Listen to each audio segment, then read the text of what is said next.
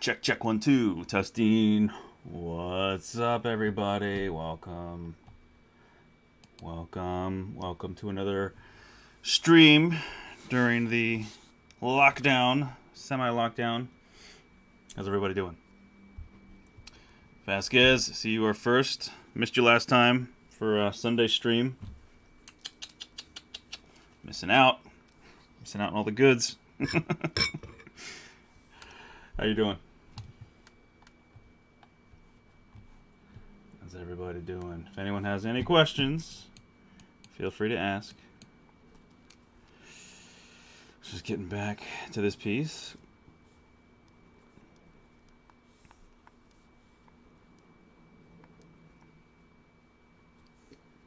Kind of realizing some things too, like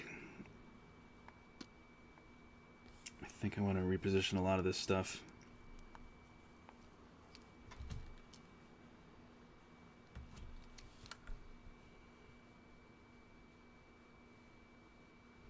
Comics legend. Comics legend was there. Yes. I advertise mostly on not LinkedIn. I do advertise on LinkedIn now, but more so on Instagram, Facebook. So if you guys ever want to know when a stream is, I usually let everybody know at least a day or two ahead of time, if not more, but usually about a day or so beforehand. I post about it with times and dates.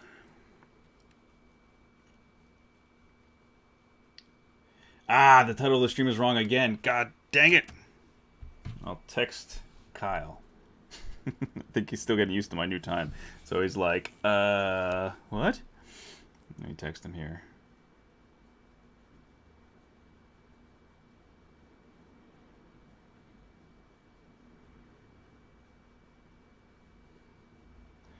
Let me find Kyle. Yep, alright.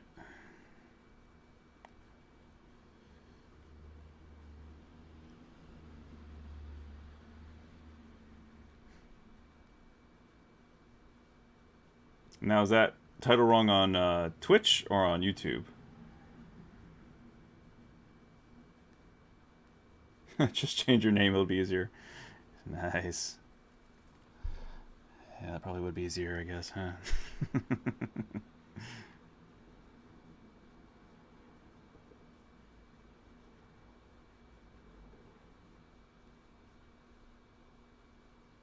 Alright, well, I just texted him. I'm sure he'll figure it out.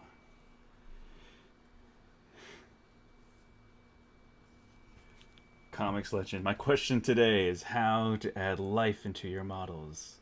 Let's say the structure is fine, the details are fine, and the likeness is fine, but there is something missing, that spark of life to make it live. On YouTube, it's wrong. I don't know about Twitch. Okay. Alright, I'll add that to the text. Alright.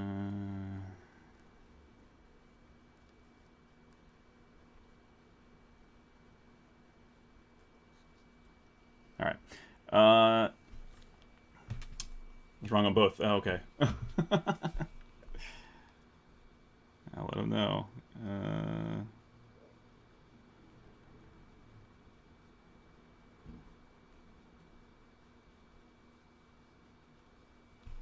He's just getting back to me here. So to add life, that's like it's kind of like a ambiguous question. I think there's always, it just depends, you know. I say, nah, crap, my bad. No worries, man. Thank you.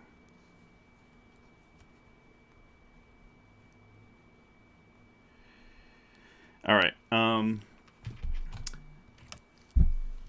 I say to add life to anything. For me, I guess maybe it's a go-to. As I always think more cinematically, I think things in motion. That's why a lot of my images, if you look at a lot of my work, it's not very stagnant. It's not very static. You know, I don't do things that seem very. I don't just do headshots. I mean, if it's for a turnaround, if it's like for delivery, of course I give them like T-post stuff, or whatever, for production. But when it comes to like a personal piece, I was like invoking something that has a lot of energy and and life. So that means motion. That means, you know, posture. That means an expression. It means drama of some type, right? Or energy, where you have a raptor running, or you have a dolphin swimming around something, and you show kind of a trail with bubbles, or something that if it's a static image, you have to have it so that you show, whether it's through motion blur or the environment being adjusted or manipulated, affected by the character, or having an effect on the character. You got to have something that shows motion or energy, something that's only caused by something alive, right? I guess that's my best answer that I could give you. Yeah, dynamic pose. Yep, exactly. How to keep it from looking stiff. Yeah, how to add more appeal. Yeah, I mean, it's dynamism, right? So just think about if that was that person, creature, or object was in motion, or doing an action of some type, or feeling an emotion, showing an expression, showing concern, even if it's just the littlest thing. I mean, it's funny, today my dog got a little sick, and I was walking with my neighbor, and we both were walking our dogs together, and she came over, and we were playing with him for a while. They were having fun, and then right before she left, he got a little sick. He puked, and he's fine now, thank God. He's just chilling. You let him calm down and cool down, and I think he just got himself too excited and too riled up. And anyway, and he's older, so I think his body just can't take all that excitement. So anyway, he, but he was so excited and happy, and she was taking some pictures with her phone, and he was just all happy. And then afterwards, she texted me, like, after she left, like an hour or so later, and was like, she's like, I hope he's okay. Let me know how he's doing. Blah blah blah. And we walk our dogs together all the time, so we're like family. She's like an aunt to me, and anyway, he was laying down, and I shared a photo with her. I'm like, yeah, he's fine, whatever. Here's a picture of him, and he's just laying down. He's laying down here, like looking up at the camera with this very, very expressive look on his face, you know. And it just made me think, you know, that the animals, they're just animals are really naturally expressive. They have an incredible amount of emotion that they can show in their face, especially dogs, of course, like dogs and cats. I think, especially dogs, because they have the eyebrows, and they can really look like they're smiling at times when they're panting or excited. Yeah, so anyway, I think, what I was going to say was that essentially his expressions, while subtle, they're still expressions. They're still a sign of emotion. Just like when a dog's angry and they wrinkle up their jowls, and you see that their teeth revealed and their brow drops, they look like an angry person. The same expression is when you're enraged. It's the same scrunching in of the muscles. Things get more centered and pull up and in.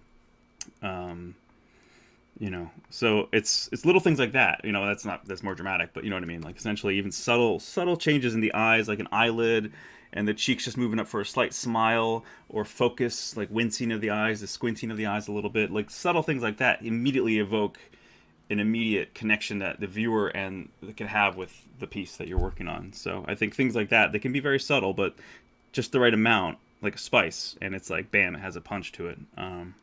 I think that sends something so much further as far as the appeal and attraction that people have for it, versus a really bland, just deadpan face. So, things to consider. What kind of emotion? You could think like an actor. Like, what's my motivation? You know, what is the? Because when it comes to these pieces, you are the director. You are the actor, the director, the composer, the orchestrator. You know, you have it all. You have full control. So you've got to think from all those angles. Like, what would this character be feeling? Why would they be feeling that way? What are they doing? What are they thinking? What's the motivation? What's the reasoning behind what's happening? So, anyway, there's my long answer. Comics legend.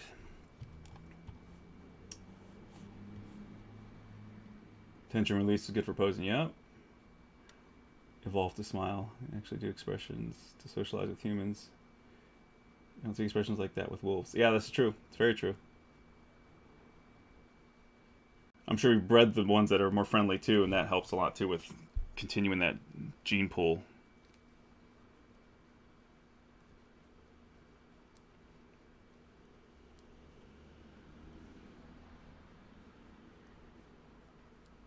Sorry, just get it back to Kyle. So yeah, dogs are incredibly expressive, but I think a lot of wild animals can show a bit more expression than people think or give them credit for. Hence my opinion on Lion King. I think they could have pushed things further. Just the subtleness, this little bit, just a little bit.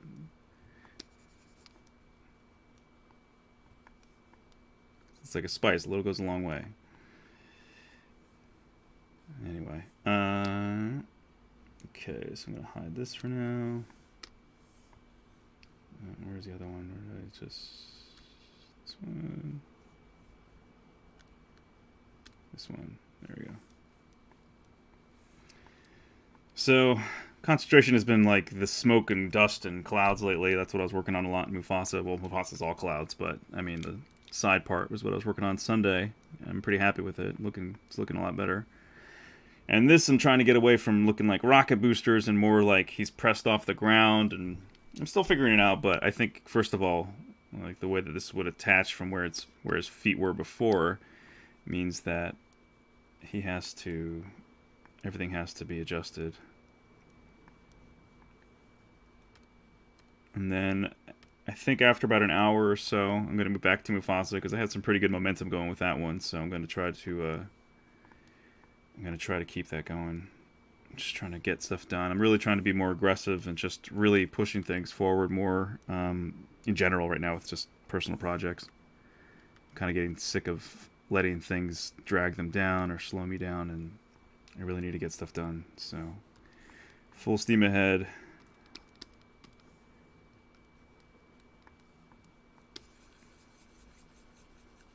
I'm going to dynamesh this for now and then retopo or whatever later if I have to.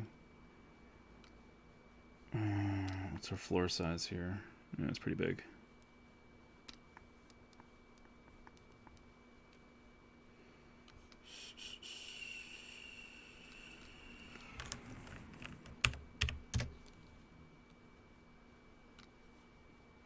No, too little. All right.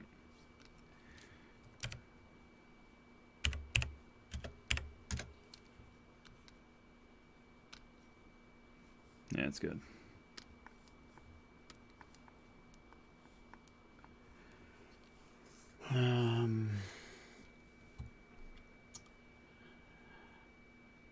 Asin Creatures, hello. This piece looks beautiful for 3D printing. Thanks, man. Is that a matrix code behind your back? What's it called? That's hilarious. Yep.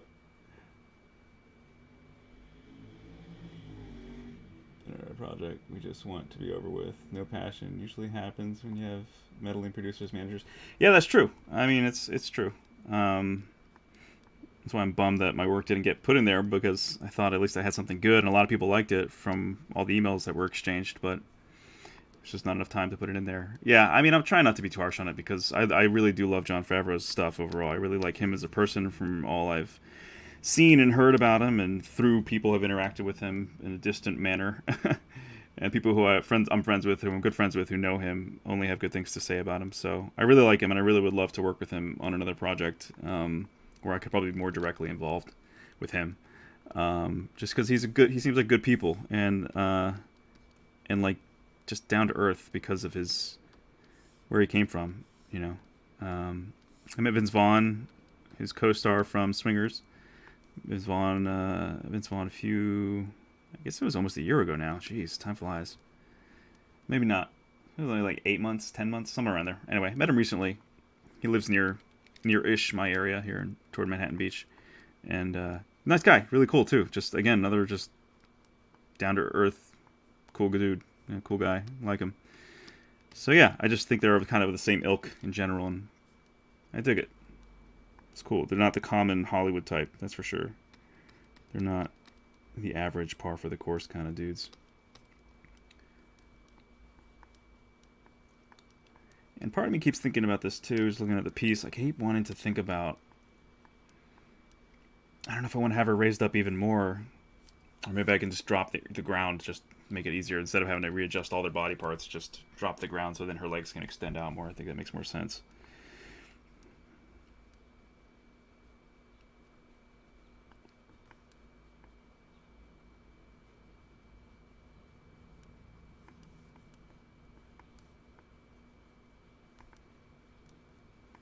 Hide this wing for a second because it's in the way.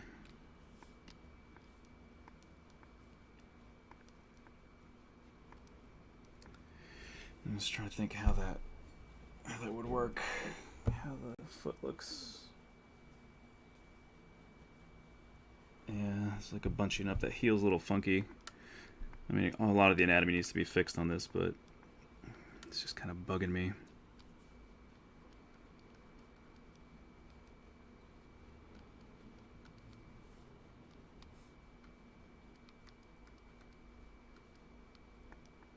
And there should be like a bunch of wrinkles in here that I'll add in later.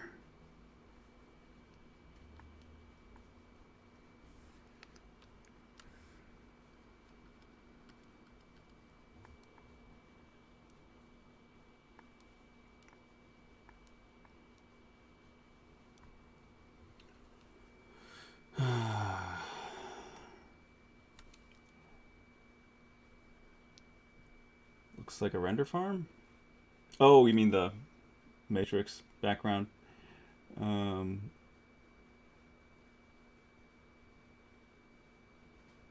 Yeah. Yeah, right. Exactly, Vasquez. I thought he was great in Hacksaw Ridge. I told him that too. I love that. I didn't realize he produced it too. I didn't realize he co-produced it because when I was asking him about like why don't you produce movies or more movies or whatever, and he's like I have, and I was like oh shit, oops, sorry, I didn't really realize that you were a producer on Hacksaw Ridge and a couple other decent films. Some didn't do so well, some did, but yeah, Hacksaw Ridge was great. I love that movie. True story, amazing true story. It's fantastic. Actually, I forgot I had to buy that movie. Actually, I haven't bought. I love buying my stuff. I don't like keeping most things digital. I like having a hard copy of almost everything I enjoy. I think I talked about that last stream. I'm old school like that. Plus, when the way they censor certain things now, I'm just like, dude, I don't want censored versions of movies. I want the original film that I enjoyed in the theater, or that the director had envisioned. I don't want something watered down or edited by people who didn't actually conceive of the film, but just want to complain about something or find something offensive, whatever. I mean, art is supposed to be avant-garde, right? I mean, isn't that part of art in general? Is that it makes us think and pushes boundaries, but just not the boundaries that certain people don't like? That's BS. If you're not aiming to like insult or harm people, I think that should be free game.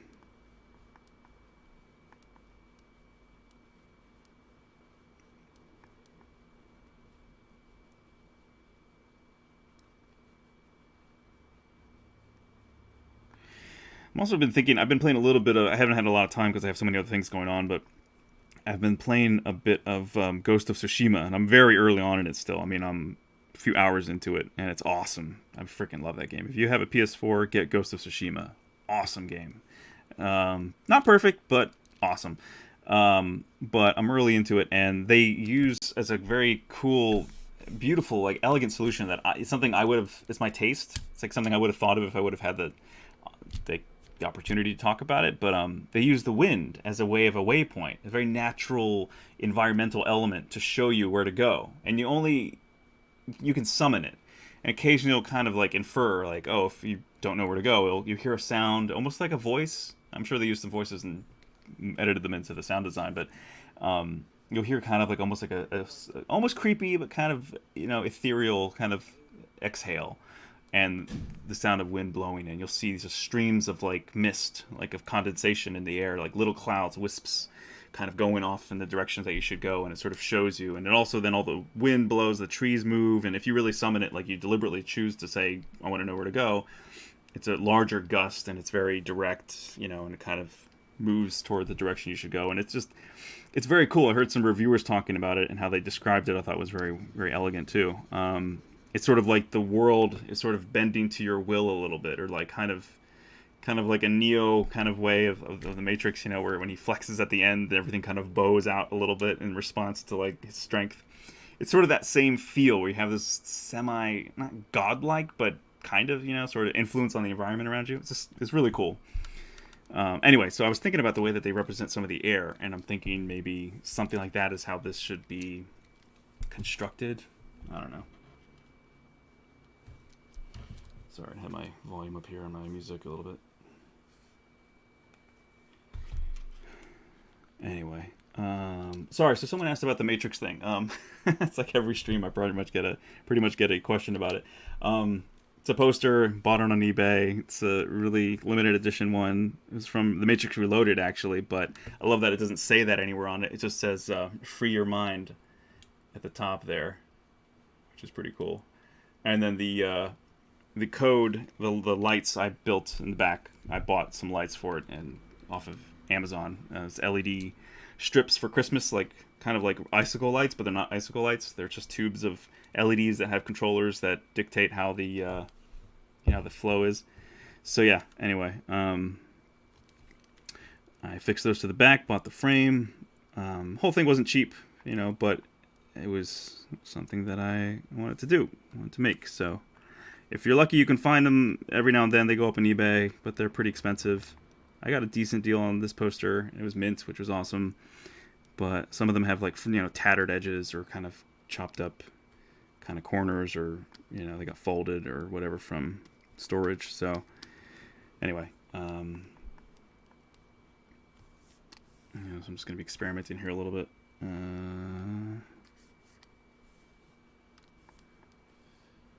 I wonder if I just almost want to make these like just because he pushed off, so you just have it would just be representation of wind or motion almost, not so much dust, and the dust would be kicking up, down here.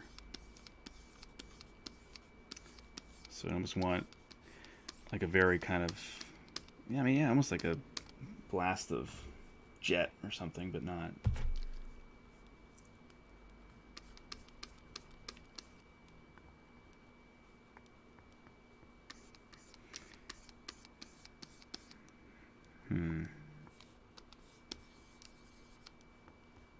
And I think I'm gonna jinx myself. I think I figured out what was going on with my Wacom tablet, because it was screwing up. It was fine last stream, and then eventually it got to the point where it started sticking with the keys again, and I was just getting annoyed. But I think I figured it out. It might have been that I had my touch. I didn't turn off touch.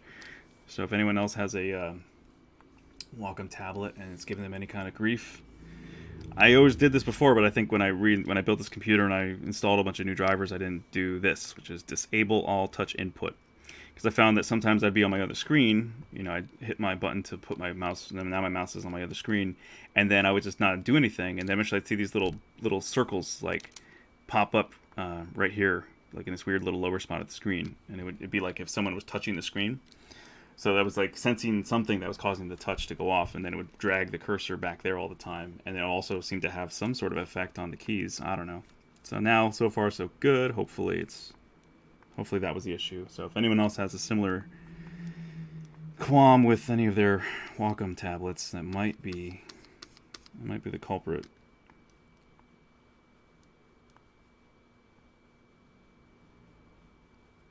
So I almost want it to kind of be like, once he pushed off, his leg moved forward, right? So that means that the flow of this, it would have like it wouldn't be straight, it would have a gesture to it.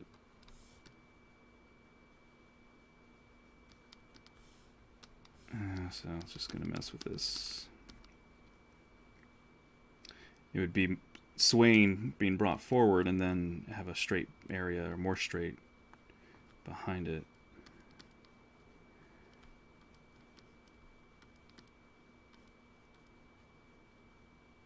So then this whole area has to be... I'm going to hide this too for now. Anyway, sorry. Any other questions? Music, let me guess, Polka. Yeah, for now.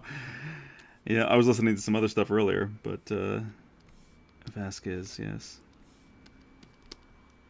Usually he drops it like Sunday or Monday, late Sunday night or early Monday morning, or around there is when it comes out. So it's typically why I'm on it for a little bit.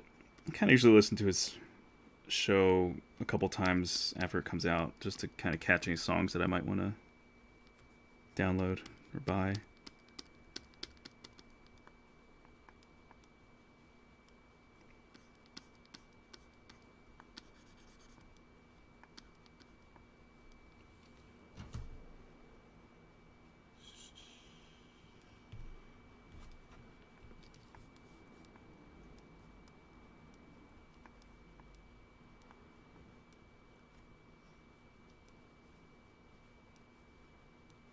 I'm gonna hide this other wing too, I think.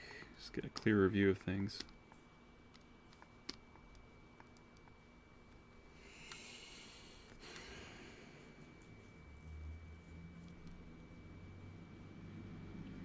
Luck Lori, thank you. Yeah, that's the goal. I mean, it's based off of the original. I did one that was a remake of Antonio Canova's original piece, but let me open up my browser quick and I'll show you guys. For any who may not, for the uninitiated, I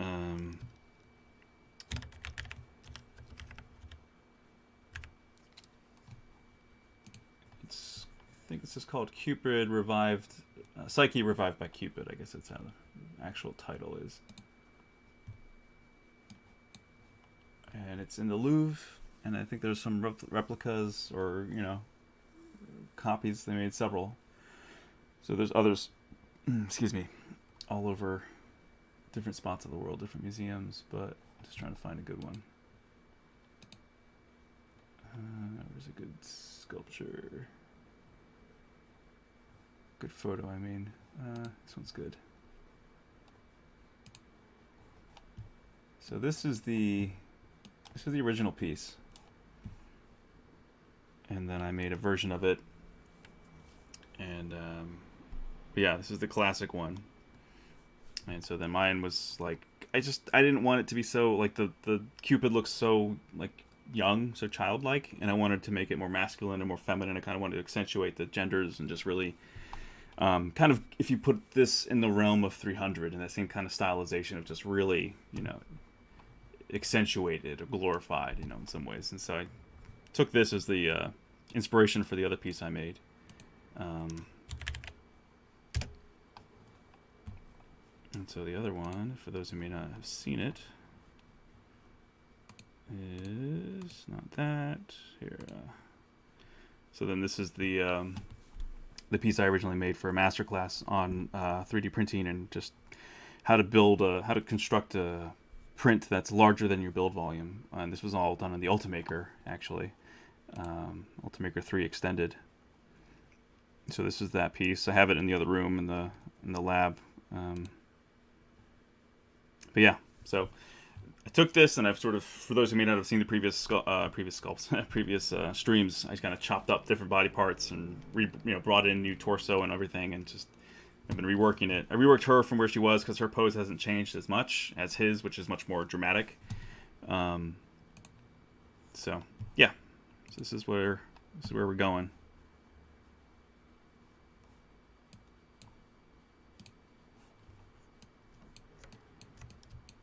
So I wanted this to kind of be like the sequel, the continuation of their adventure as they ascend from hell, from Hades, and go back toward the realm of the gods.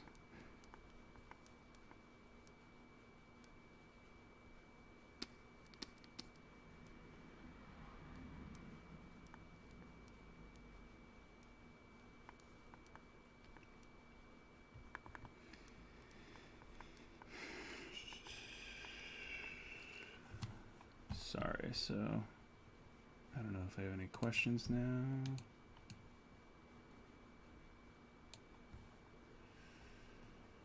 Looks amazing. Thanks. Thank you. Wow, nice. Beautiful. Thank you.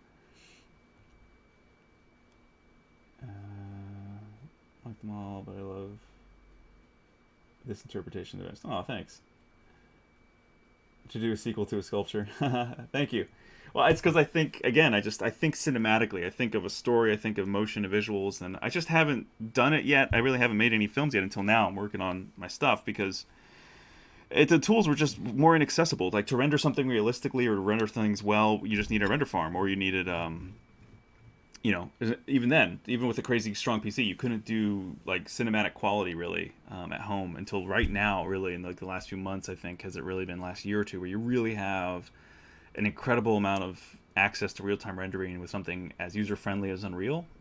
I mean, more user-friendly compared to, like, learning all of Maya and then learning all this animation. And, it's just, there's been this coalescing of different tech that has sort of converged now to a time where we can all, if you just, it's still expensive, but it's, I was lucky to network with the right people to get some, like, a motion capture suit to do the motion of the boy for the Last Guardian pitch piece that I'm working on. And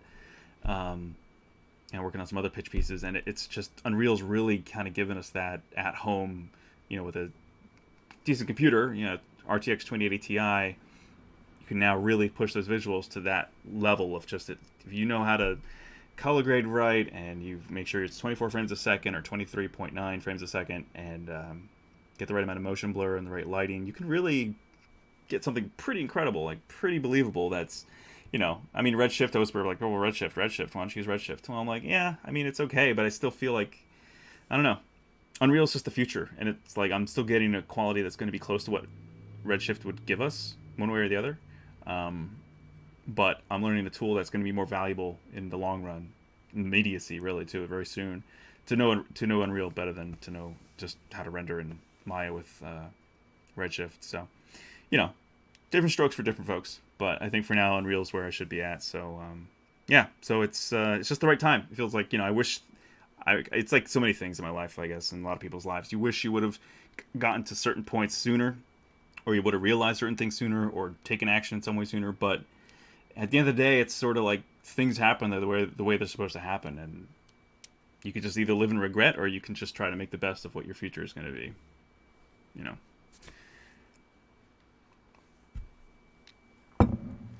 Anyway, sorry. Life advice: get to sculpting, man. Shut the hell up. We don't want to hear what you have to say. Sculpt. No, I know. No one's saying that yet. Speaking of 3D printers, you ever work with a Prusa i3? It seems pretty neat for the price point. Stuck between that and the Ender 3. Unreal 5 looks like it's going to be amazing. Yeah, Unreal 5 is going to be amazing. Unreal 4.25 already is pretty incredible. I mean, you can do stuff now that's amazing. Yeah. Unreal 5, though, is going to have those, nanite and the global GI. That's just the global illumination is just going to be phenomenal. Yeah. So I'm stoked just to finish my work right now in Unreal 4, but yeah, Unreal 5 will be awesome. As far as the Ender 3, I've heard a lot about the Ender 3. I know people like it, and I've heard about the Prusa i3 as well, but I honestly can't. I can kind of picture the Ender 3, and I can't picture the Prusa. I feel like I've seen it, though. I know I've seen it at SIGGRAPH and other places, and CES, and online, of course, but I can't remember. I can't remember exactly what they look like, but are both, I feel like, is the Ender FDM and the Prusa stereolithography or SLA, or yeah, excited for ZBrush 2021. Me too, very much so. It's gonna be awesome. I think it's gonna give us a lot of. I was talking about this with another friend the other day, just about from the video. I think that I don't think it's going to replace Marvelous Designer exactly. I know a lot of people are trying to say that, but I do think I think it'll for ZBrush artists. And funnily enough, a lot of people, because I've worked with Marvelous Designer a little bit, I'm not as good as a lot of other people. I'm very novice. I've actually had some friends give me some stuff that they created in Marvelous Designer so I could use it. And then I've had to modify it anyway in ZBrush and whatnot. So you wind up taking a lot of things from Marvelous Designer and editing it and sculpting it in ZBrush. It just gives you a good starting point a lot of times. So for all of the artists, whoever wanted to go into Marvelous Designer to create clothes just to bring them into ZBrush and then work on them more, which is usually what happens for a lot of people who are sculpting clothing, this is just kind of cutting out Marvelous Designer from that specific workflow. So in some ways, yeah, I think 2021 may very well replace Marvelous Designer's usage in certain pipelines. Not for all of them, not maybe for production necessarily, but for a lot of them, yeah, I think it will. And Marvelous Designer maybe should be a little scared. They might lose some business, especially because everyone's saying they don't want to do subscriptions. They don't want to pay for another subscription and not own the software. While, I don't know what Pixologic plans for this next release, really. But as far as I can't speak to anything as far as price points or anything, really. But I would be happy paying for it, honestly. Just paying a few $100 just to upgrade. If that were the case, I'd be okay with it, because I'd be like, they deserve it. I don't know how they stay in business by always letting people have free upgrades. It's amazing. It's just new clientele all the time. It's just incredible that they've been able to sustain that for so long. And I know everyone loves it. It's amazing. But I think this kind of upgrade is worthy of a payment, personally. But I'm not going to complain if they don't ask for payment. But yeah, I think Marvelous Designer should be a little intimidated for sure. Because I mean, ZBrush is it's just nice to keep everything within the same program and not have to export stuff out. Because there's always that problem when you export something and import it back into another software. You invariably find that there's some problem, like some weird vertice or something's flipped, some normals are flipped, or it's just something that's irritating. It just takes more time to correct and fix, and it's just like, ugh, it's never fun. It's rare. I mean, I mean, maybe it's not rare, but it's a common occurrence to have errors happen when you're going between programs, and to be able to just stay all within ZBrush or as much as you can. And just that simple extra tool they allowed you to extrude out from the edges. Oh my god, I can't wait. That's just because I've loved using the ZModeler tool brush for a while now. But that's one thing I've wished that they would have had from the beginning. And so to see that answered is like, yes, that's what we wanted. It's awesome. So yeah, 2021 is going to be awesome for ZBrush. I cannot wait. I think Ofair and the team are at it again, doing their thing.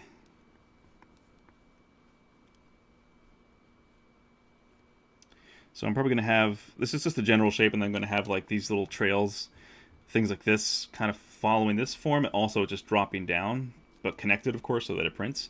So it'll feel like, you know, stuff is falling off, trailing off from his feet as he's kicked up. Probably not quite as large and chunky as this bottom one here, but still, just to infer that, you know, again, just like what you were asking earlier, to show how do you show life in a sculpture, to show that there was an effect with, you know, an effect on something that has a residual echo in some way that shows motion, shows a progression of motion.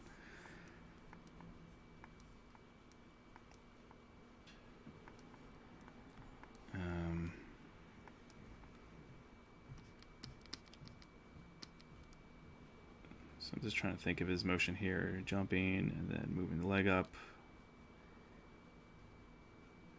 So there's a point where here this has to kind of straighten out, really. But it also has to drop lower to come in contact with the ground. Need to hide this thing too. Jeez, all these clouds are in the way.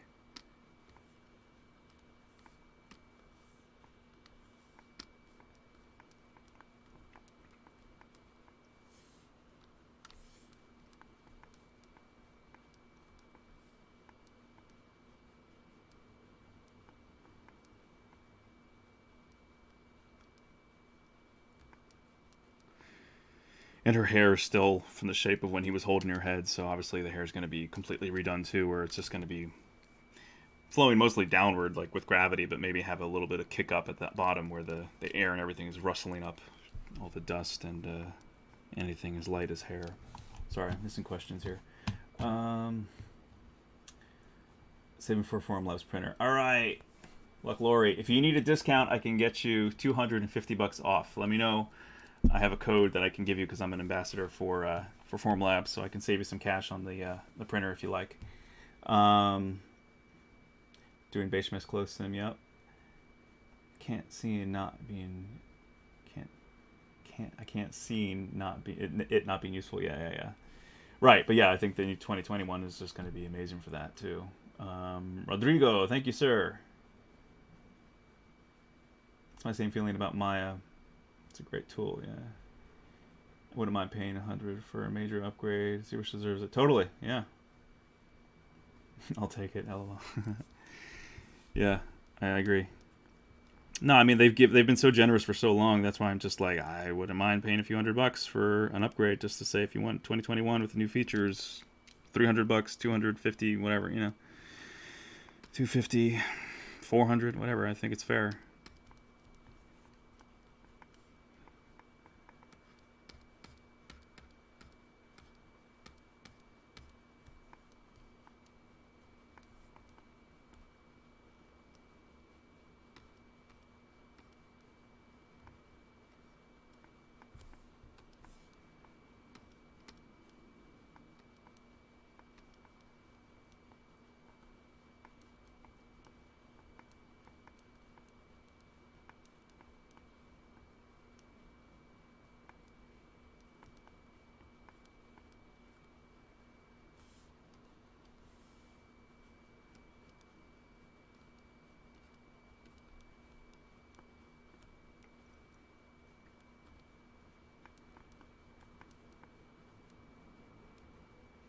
It's kind of cool. I didn't really plan on having all these like swooshy, really fun, like calligraphic sort of movements with the dust, but I think it's going to be pretty badass. It's actually sort of evolving into something even cooler with more intricacy and more intertwining of different parts that will just look pretty awesome, I think, when this is all said and done and printed.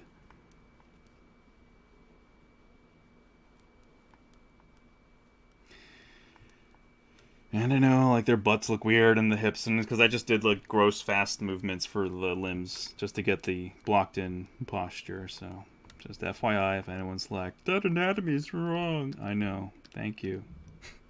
Thank you for your criticism. It only makes me stronger. I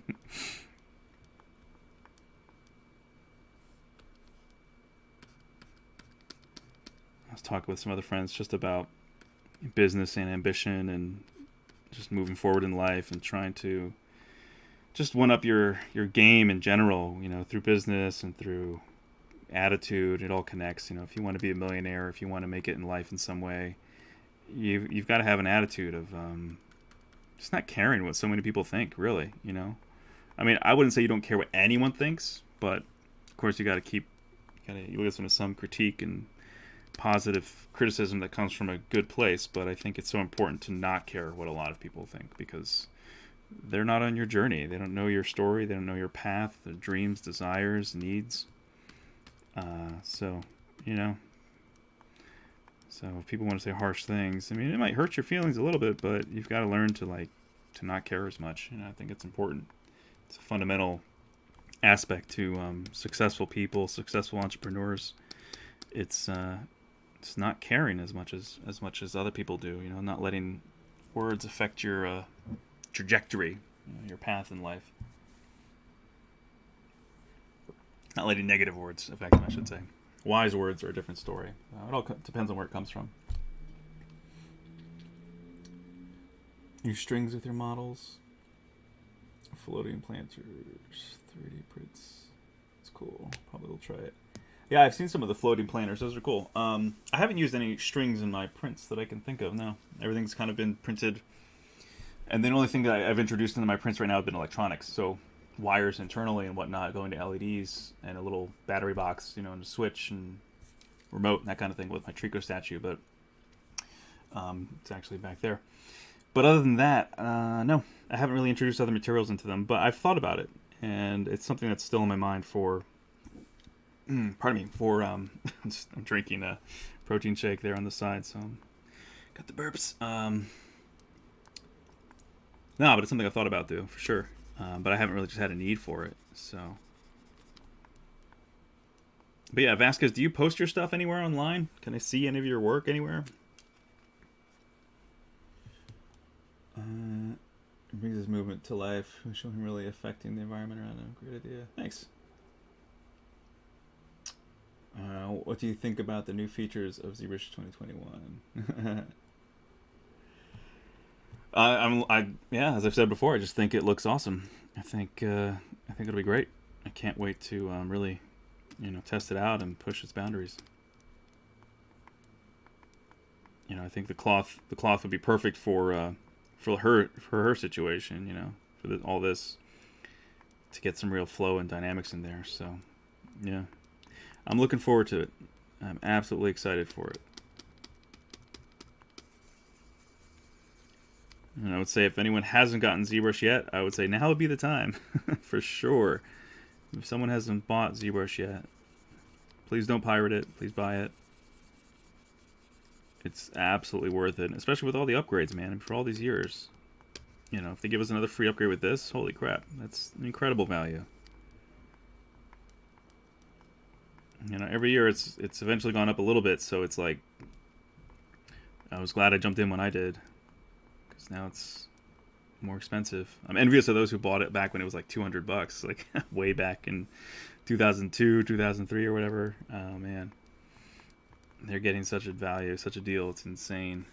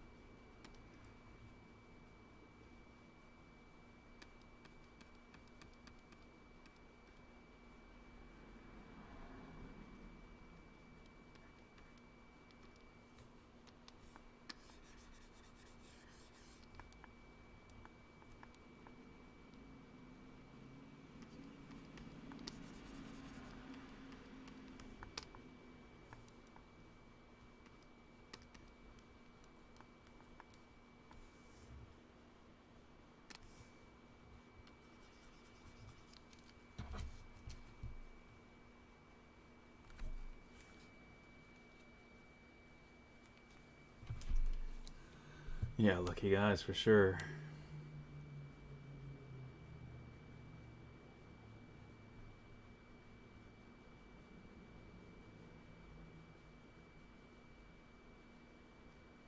Luck Laura, you got it.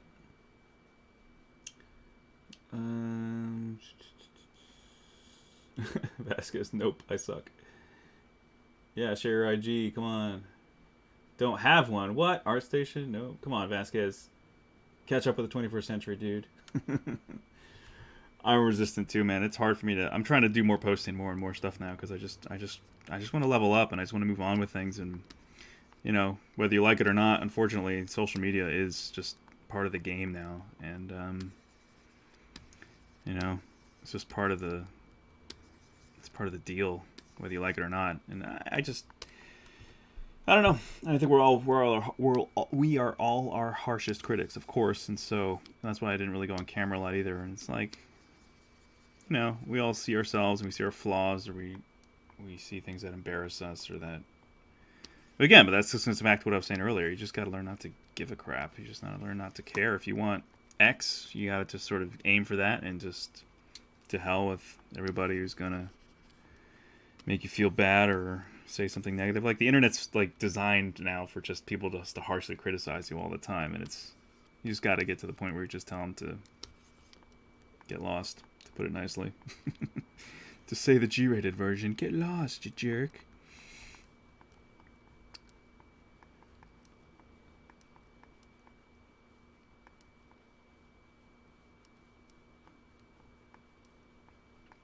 Part of me almost wants to do an alternate version too, where the wings are facing upward too, because this is the downstroke, but then the upstroke would look fucking awesome too. Just like kind of similar to the original piece where his wings are up. I think almost having them like the way a hawk has their wings forward in certain photos when you see them how they're flapping. This looks incredible. I think something like that could be pretty awesome for this too. I just have to make sure that these base pieces are solid enough to hold up all that structure, even though it's very thin still. And the I think I'm gonna just probably partially redo the wings, but we'll see, because I want to keep them thicker for this, as they are part of the stability, sort of like a tripod basically, or a quad pod in this case. Actually, whatever a 5 pod is. As he gets their arms, interlocking his legs, and then the wings. So there'll be about 5 points of support for his structure. By that point, I mean, it really is kind of, it all connects up here, so there really isn't much that it's supporting at that point. So those 5 points will be more than enough, I think, to really hold up his mass, which will be hollow. And this will be thicker, not completely solid, but I can make parts of it solid, and it'll just add more weight to it. But considering just the majority of the sculpture is down here, I think it's going to help a lot with stability for everything. And, you know, I'm more so just concerned about anything snapping anywhere up here, so keeping things the way they are, I think it'll be fine. Just going to add more detail to the feathers.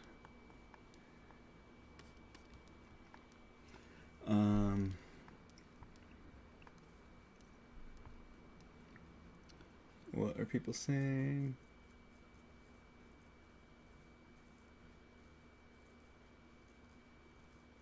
Oh wow, Lori paid $199 all the way back. That's awesome. I think I paid around 5. What? 500? Okay, I was like 5. Wait, what? Stay focused on your goals. It's that simple. Yeah. Just need to work on my self-esteem, get some more finalized pieces. Probably also need to focus. I'm liking collectibles because it's pure sculpting, especially horror. Yeah. And if the art sucks, you can always delete it as you keep improving. Totally.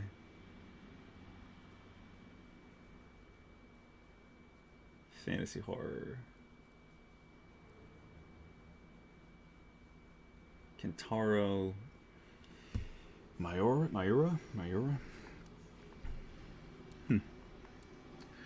So, Vasquez, do you like The Thing? Are you a fan of the movie The Thing? The 80 whatever remake? The one that most of us grew up with. Since you're my generation, I'm sure you know the Kurt Russell one. Or like the, do you like Jeff Goldblum's The Fly? That version of it? Also a remake, but far better, at least technologically. I've never seen the original Fly, but I kind of want to now because it definitely looks hilarious because of the prosthetic, the head that they use for the guy turned into a fly. But still, I would just be interested just to see it for posterity, just for film education, because the idea is still fun and creepy.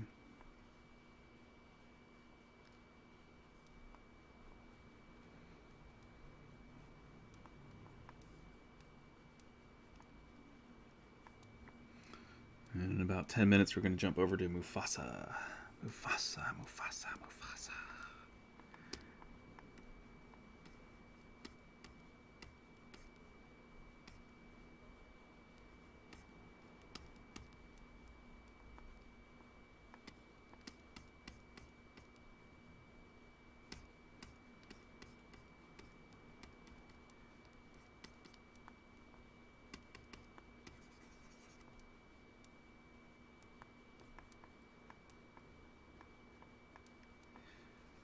Yeah, man, just seeing some of this, it's always fun. It's like you're kind of, when you're sculpting certain things and you're moving things around, you just, with this kind of sculpture, you just wind up finding things that you don't expect, like happy accidents, right? That cliche that's true, and it's fun, and it sort of feels like you're discovering things.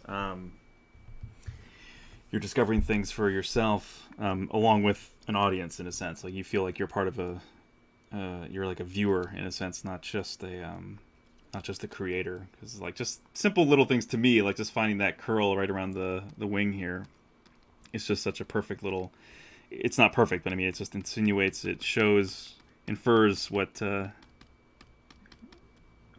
going for, and it's just cool. It's exciting to see that kind of stuff. It's fun to be able to feel those little twinges of excitement when you're working on something too, because it just means that you're on the right path, if not for anything else than simply that you're excited about what you're working on, you know, and that when it comes together, it'll be even better than where you were.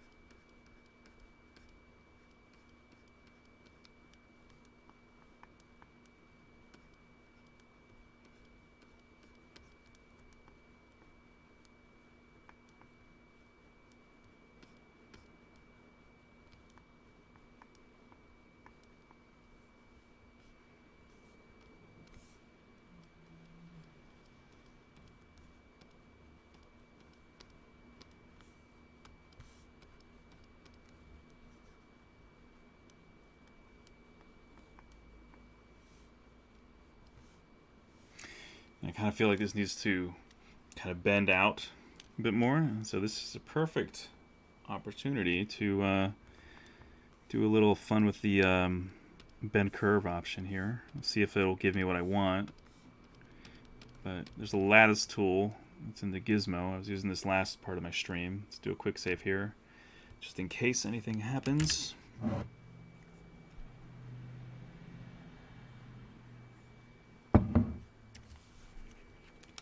What else are people saying?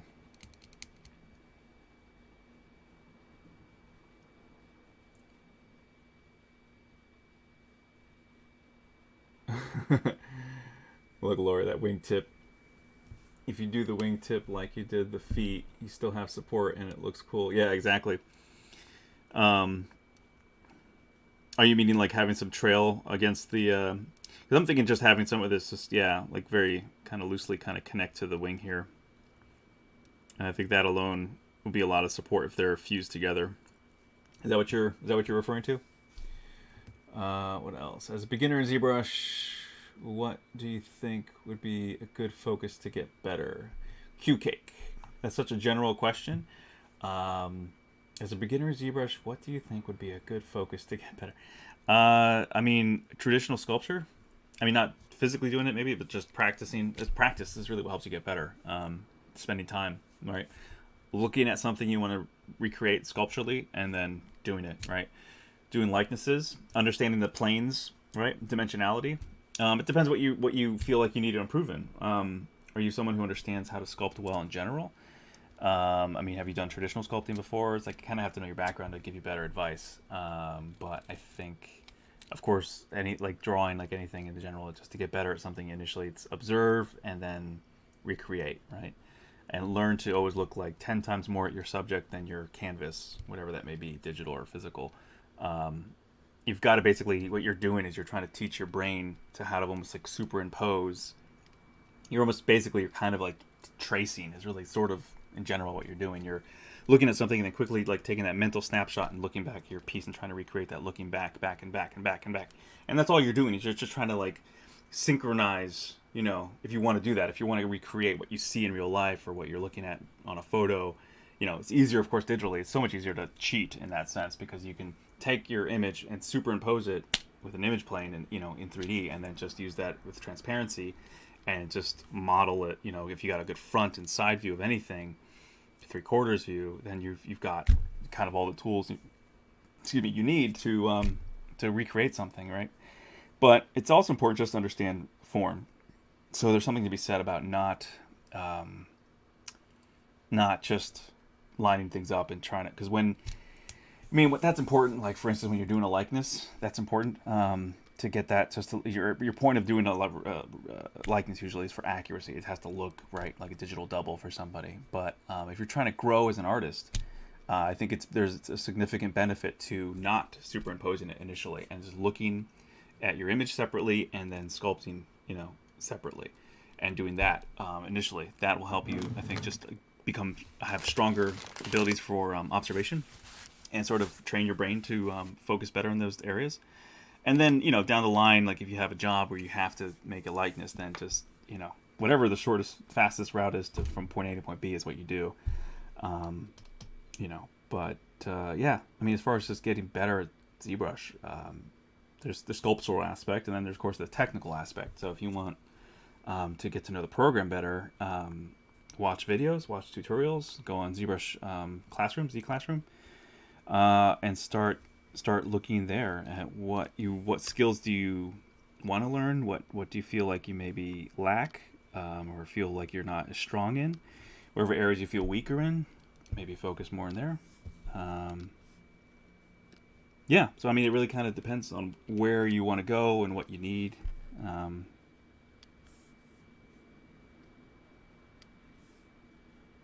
think I actually need to do the other axis. All right, or no? Yeah. So this is an awesome little feature, the lattice tool here in with the gizmo. Lets you curve things and bend things around. It's great.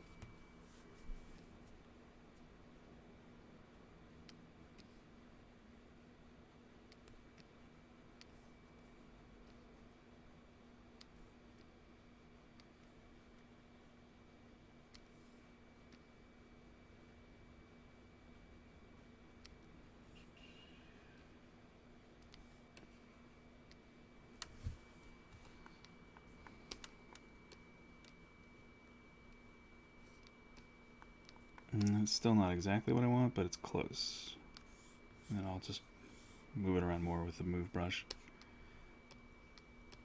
And even then, I was like, I don't know that I want that to be a one like tube. I think I want it to be like kind of like what I was doing over here in this little inner area. It's got to be multiple kind of plumes, multiple billows, kind of like the clouds, like I was doing for Mufasa, which we will get to in Uno Minuto.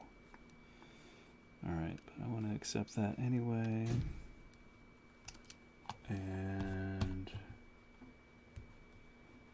okay, then Carpenter's Apocalypse Trilogy is my favorite way to explain cosmic horror.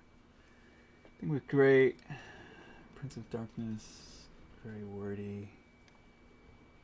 In the Mouth of Madness is the best of both. Yeah, In the Mouth of Madness, that one with Sam Neill, that's a crazy ride, man. That's like, whew, weird. Such a weird movie. But it's a classic. It's like a cult classic for sure. Fundamentals, Basic design, get used to the tools and the hotkeys, yep. Forms and animate, yep. And then everything else will be easy. Focus on the beginners. Block-ins with primitive shapes, yep. Yep. Common problem with beginning is to skip steps. If the end goal is primitive, it curbs that instinct, yeah. You're welcome, Q-Cake. And thanks everyone else for advising them as well. Yeah, practice. Practice. That's what's going to help. It's like when you're starting, it can be very overwhelming too, I know. And it can just feel like you just want to focus on one thing, but then you don't know something else. And it's like, how do I do this? And I get it. I mean, it was definitely frustrating at times. And it's not the program so much to me as much as it's just 3D in general, especially for me, because I was learning 3D and ZBrush at the same time. So I was just wrapping my brain around how did UVs work, and understanding how you manipulate everything. And it feels so long ago now, even though it was only like 7-8 years ago.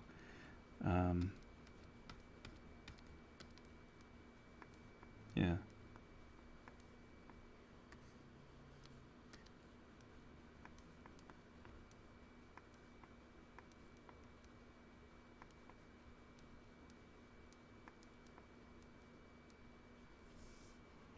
I'm going to dynamesh this thing in a second, then we're going to jump over to Mufasa. And I need some more tunes. Sorry,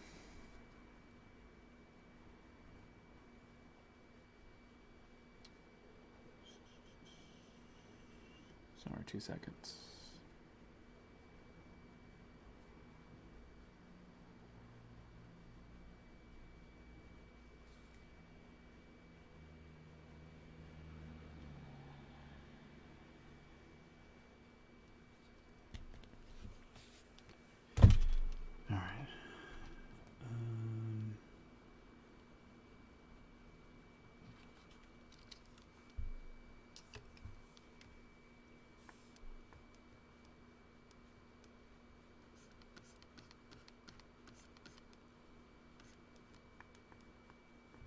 So Vasquez, have you seen the trailer for that new movie that who knows when it's coming out? I think they rescheduled it for February now of next year. It's called Antlers. Have you seen that trailer? It's starring Kerry Russell and Jesse. How do you say his last name? I'm trying to remember. It's P. It starts with a P. Pleblom. I don't know. The kid from the actor from Breaking Bad, who was the awkward kid. Bad kid, sort of bad guy who kept someone imprisoned. If you know what I'm talking about. I don't want to spoil it for anyone who hasn't seen that show in forever, the many years that it's been out. But he's a weird, great actor. He was in this great comedy that I love. I know a lot of people have mixed feelings about it, but Game Night. I love Game Night. He's the cop in that show. Anyway, he's in Antlers and he plays a cop again, and it looks good. I think it looks really good for a horror movie. One of my favorite special effects houses worked on it, Legacy. I think Legacy Effects did some work for that, and I'm not sure who did the visual effects, but it looks good. It looks really good, and I love a good creature feature. I like a good creature feature movie. I like The Relic a lot. That's a favorite. Old school. Good old time of just monster effing people up and eating them and creeping around the hallways and corners of that museum. It's fun.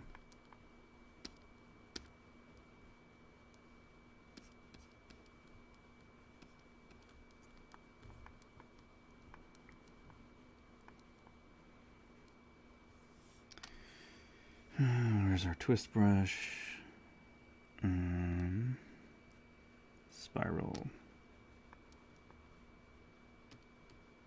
Oh, other way. Huh. And that's weird. I don't seem to see a menu up here. What the heck? How does that happen? I've seen this happen once before, and I don't see any file saved, nothing up here. What is up with that? How does that happen, guys? What the hell? Is it one of those things where you hold control and you can move it? I can move this one that way, but where's the main? What the heck? I haven't kept up with horror. It's going the way of found footage and slow burns, which is not my thing. But I'm a sucker for a monster feature, so we'll check out Antlers. Yeah, check Antlers out. It's awesome. Calm problem. Beginning skipping steps. Yeah, all right. Yeah, this is weird. Why is there no normal menu up there? I'll do a quick save and restart ZBrush, I guess. Weird.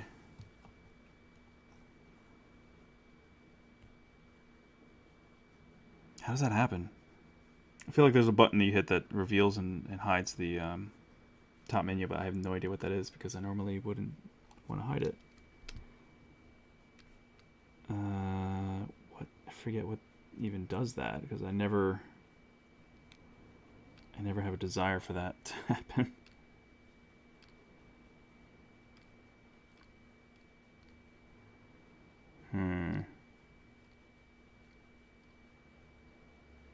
It's definitely not this, but now I'm trying to go back to what I had, and I don't know.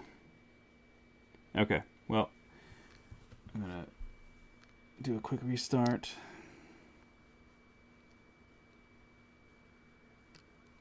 Hopefully that fixes everything. Ah, you see that it says menus? The button says menus? No, I didn't see the button, but that's the button. Ah, okay. Oops, I must have bumped it somehow. Shane Olsen has a great saying that I agree with. You have to go through the valley of the sun. Yeah, before you get Sculpt. Yeah, that was, I first heard that from Ryan Kingsling, actually, years ago. And everyone's said it, too. And I'm not sure where he got it from, either. I think he got it from somewhere else, too. But it's true. Yeah, the valley of the suck. We all go through that. I think you go through it with every piece, pretty much, you know. And it's already, dang it. So the other problem I keep having is this is ZBrush keeps opening off screen now. And I have to bring the freaking thing over from off my other monitor. It's so weird. I don't know why it keeps doing that. It's irritating the hell out of me. So this is it, huh? This is the culprit that I must have bumped when I hit quick save, I guess, or something. Anyway, thanks, Vasquez. Valley suck to the hills of mediocrity. There we go. Hilarious. All right, gonna load the quick save.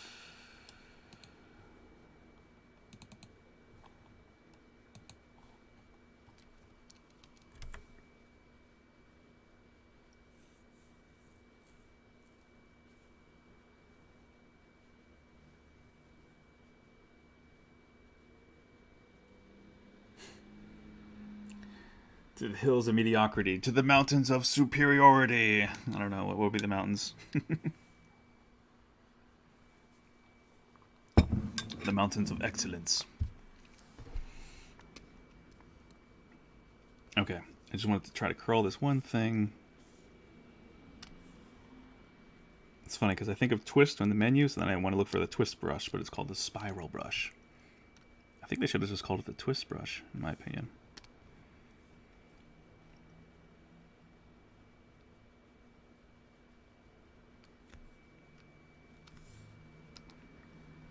So we go.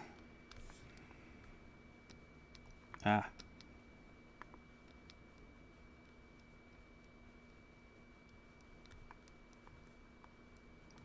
You get those beautiful curls in there. And a happy tree. Just a nice little happy tree. I used to love Bob Ross. I fall asleep listening to him as a kid. PBS. Back in the day.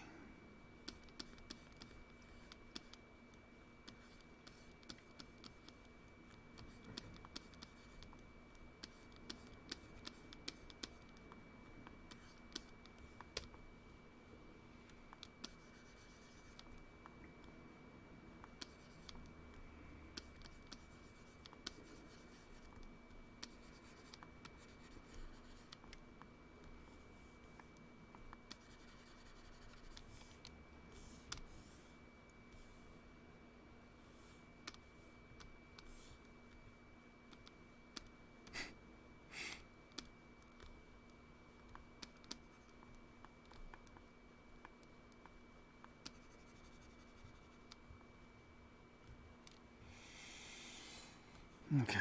I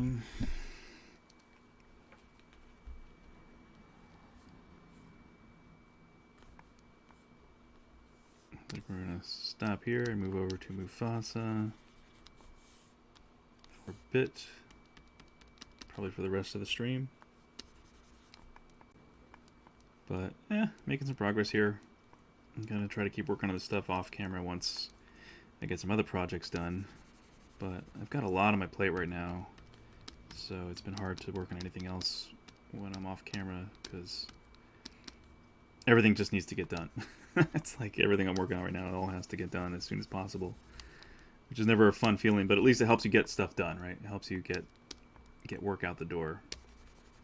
When everything's on fire, you just start throwing water wherever you can, and eventually you get it all done. I don't know. Being on fire is a little negative, a little harsh of a connotation, but when you just feel like you have so much going on at once, it's just like, which fire do I put out first? They all need attention equally. Alright, well, it's getting there, slowly.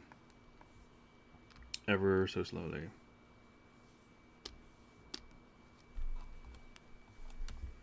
I think I have my Mufasa here.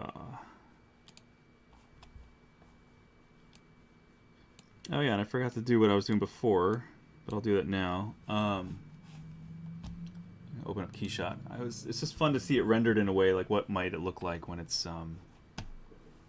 finished.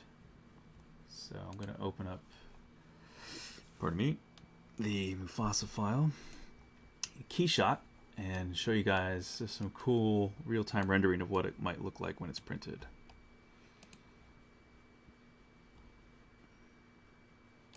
I think that's the right one.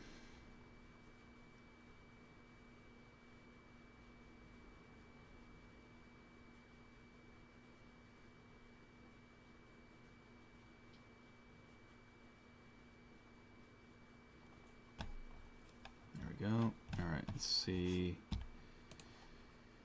So you go to render, external render, Keyshot,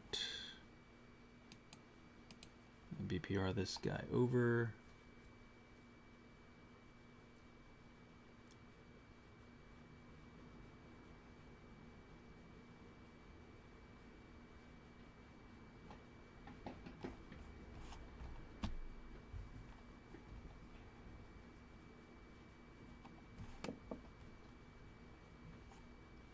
It always does that where it like reassigns materials. Dang it. Crap. I don't want to have to redo all the materials. Can I undo that? I mean, it wasn't a lot of materials, but still, it's like, why can't it just keep what was there? Grr. I think if I, what is it? Auto merge. Is there a way to not send over any? Oh, I'm trying to remember because I have not practiced a lot with this, but is there a way to not send over materials and just have it be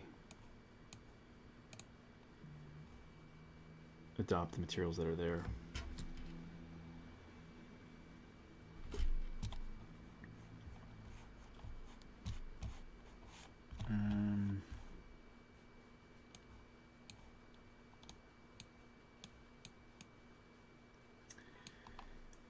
Comics Legend, would you print this in translucent material? Semi. I mean, well, it's going to be, you'll see. I shall show you what it's going to look like here.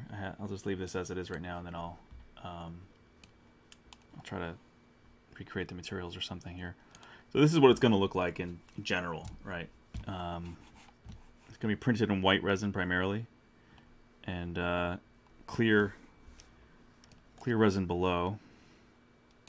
And I'm probably going to, this is obviously still all a work in progress, but the God rays essentially are going to be clear material. That'll be, I think they'll be maybe not so perfectly symmetrical, but more asymmetrical and kind of just, you know, pushed in and out. And so you'll have some kind of like, you know, different waviness, but like solid beams kind of all coming down.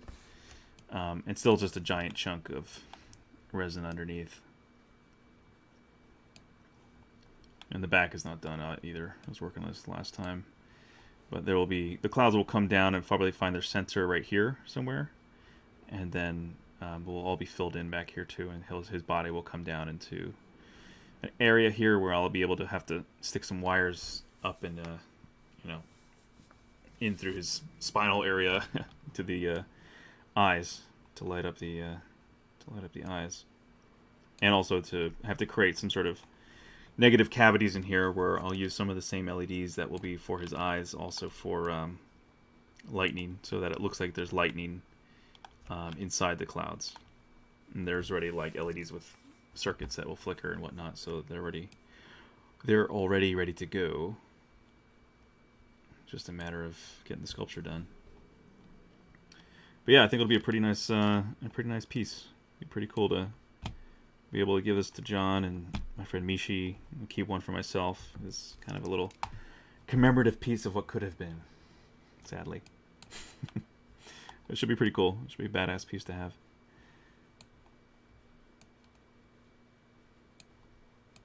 And I've been thinking about putting like Lion King in the back, so like on this area back here, just embossing it inward, so when you look through the front you can see it, but I think the prism effect would distort it too much, so it may not even work. So I'll probably just put, with the clouds that'll be back along this back area, I'll probably just put, my information, like basic stuff like LionArts.com, sculpted by myself, something like that. A little thank you message maybe, or something simple. And that'll be that. And then yeah, we'll have the eyes light up as well. And I've been debating, when I was stuck in this emissive material in the eyes, I was thinking, I was experimenting with it, and I turned it up so bright that it started reflecting out the mouth, and I thought that looked really cool, but I'm not sure if it's too much. I don't know, because it's one thing to do it digitally, it's another thing than reality, where you don't want it coming out the nose or other areas. So I think maybe just making sure that it only goes through the eyes would probably be fine. Yeah, so anyway. Yeah, John, that's who I'm giving it to, comics. Yeah, John Favreau. He's getting one. My friend Mishi, who's my art director on Lion King, she's going to get one, and then I'll just keep one for myself. Have tried Formlabs clear resin in a while. Do you still have to sand it with a fine grit to have full transparency? Yes and no. I don't think you really have to. There's the dip method or the drip method, whatever. You just, you print it at high res, and then you either just coat it, like just drop resin and let it roll down or sort of flatten out, and then you just blast it with a handheld laser. They call it like resin welding or laser welding, or I forget which term. But that's basically what you're doing, is you have a handheld 405 nanometer wavelength laser. Got to wear goggles so you don't hurt your eyes, and then you just sort of blast it like as if you're the printer, but out in open air, and you'll instantly harden the resin, and it'll be a glossy, perfect glass transparency. The other thing, because I'm actually getting into this for another project, is clarity. So I'm thinking about maybe doing some molding. So like, I print the master, get that looking really clean and crisp, and then mold that, cast it with acrylic kind of resin that will harden here, like an epoxy or something, and just let it become, solid in a big chunk in a box, or bucket or whatever, and then just pull out the mold and remove the block, and then that would be it, because they have some epoxies and some resins and acrylics that are just way more.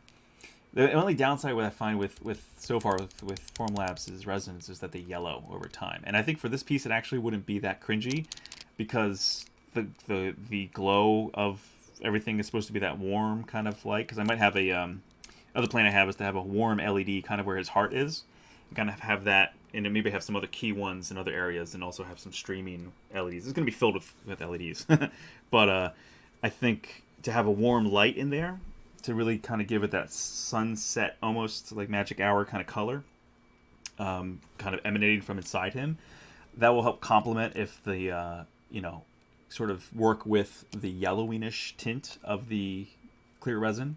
So that's another sort of happy accident convenience sort of way to work with the way the materials work in real world. But the other solution would be just, like I said, to cast it in a really beautiful, clear kind of epoxy or acrylic, and then just let the LED light sort of naturally flood it to have a kind of a warm yellowish kind of, you know, not candlelight exactly, but scale-wise, it's almost like a warm candlelight kind of quality. So we'll see. It's fun. It's always like this journey of creation and experimentation as things come together. But anyway, so this is a preview of what it would kind of, what he'll look like when he's all said and done. I'm stoked. I think it's again, it's just another thing just to be able to render it this quickly and see it like look, you know, semi-real. It's going to be pretty awesome to see this in real life. It's going to be pretty sick. Pretty excited.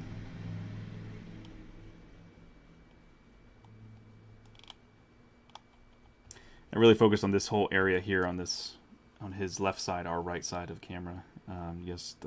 Yesterday, last stream, and it took a while, but still, it was fun just to be able to get this kind of billowing, this flow. I'm happy with it. I'm feeling like it's going the right way now, so I'm kind of just creeping up, just going up and around, and then we'll probably just circle back around to this side and touch some things up. But then, you know, it'll be, once this whole upper area is done, it's really just filling out the back here, which will be pretty fast. And yeah, hello. What is my middle mouse click here? No. Thought this was middle mouse. What the hell? Did I not set that right? Oh, yeah, it's old school. Derp. Because I'm going to reset everything here, fixing my settings. All right, I'll have to remember to save that. Here we go. Yeah, so once I fill in this back, it's going to be, it's just a matter of detailing Mufasa then and hollowing things out for the engineering side of things. So the way I'm going to work is just art first and then engineer second, so that it has the look that I'm going for.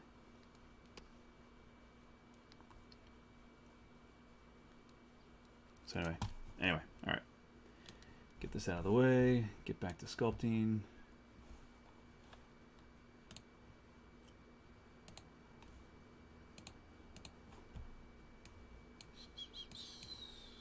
And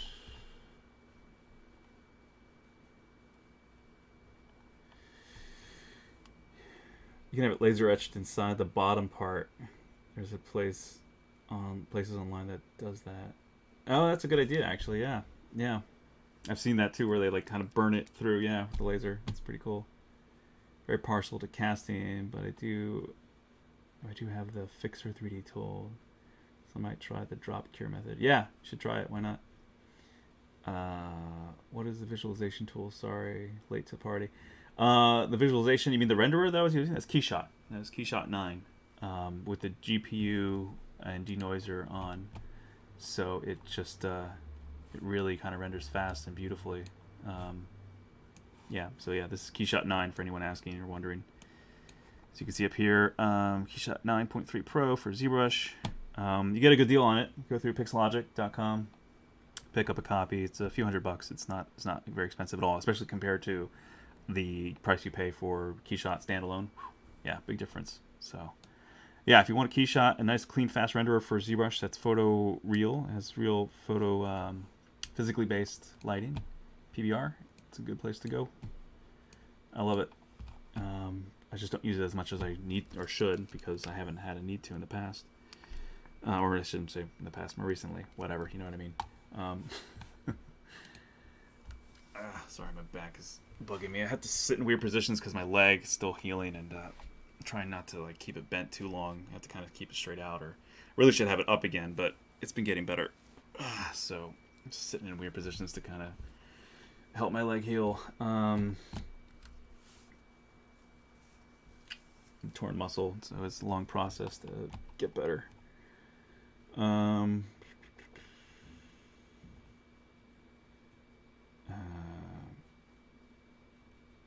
Yeah. 3D laser etching is called. Yeah.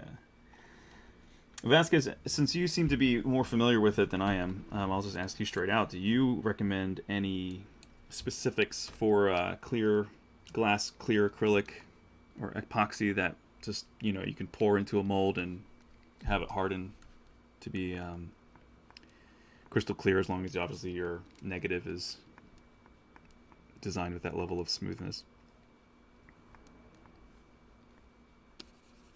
Be interested to hear what you think. Pardon me.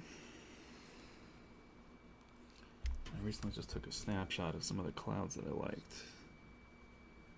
Similar-ish.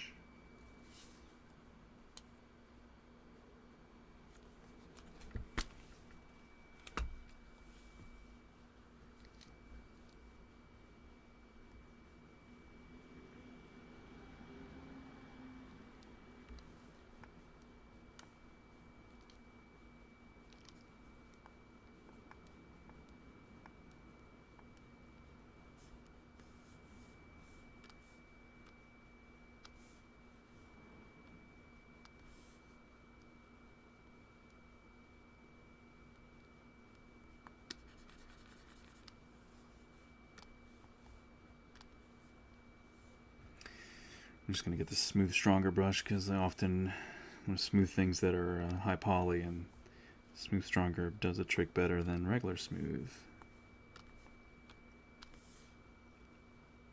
Okay, what am I doing here?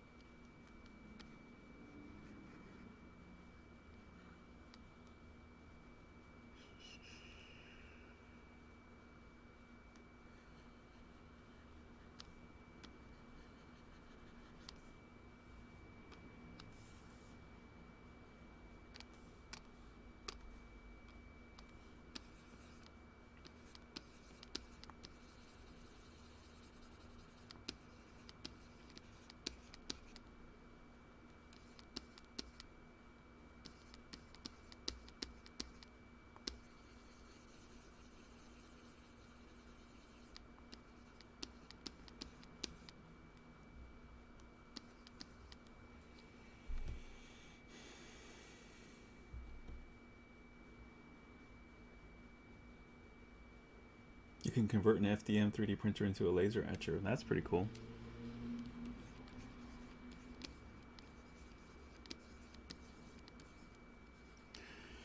But yeah, what say you, Vasquez? Do you have any recommendations on epoxies or acrylics that you can pour into molds at home? They're relatively user-friendly kind of stuff. Or should I just Google it? Just figure while I have you here, might as well ask.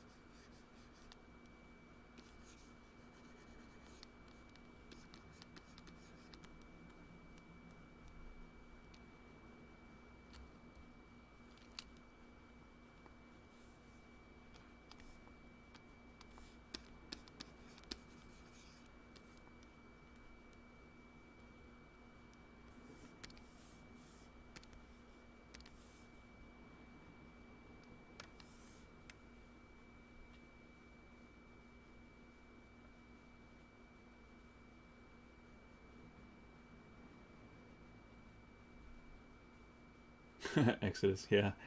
Vasquez, thanks, man. Yeah, Smooth On is the, I guess that's the go-to place, huh? Yeah, I've only heard amazing things, and I've talked to people from there at Monsterpalooza and other events, so it seems like they are the brand, the people to source stuff from, even if it's just to do research, I guess, but they seem to be the source, yeah. Thanks for reminding me about them. I kind of forgot, actually, until you mentioned them. But yeah, that makes a lot of sense to go with them. Exodus, yes. I'm doing Sundays and Tuesdays now. Those are my regular slots, but I'll probably be trying to do more as I get more things off my plate here. Off camera, I'll be streaming more and be starting up my podcast toward the end of the summer here. So, lots of stuff in the works. You know, trying to get out there more, trying to make it happen.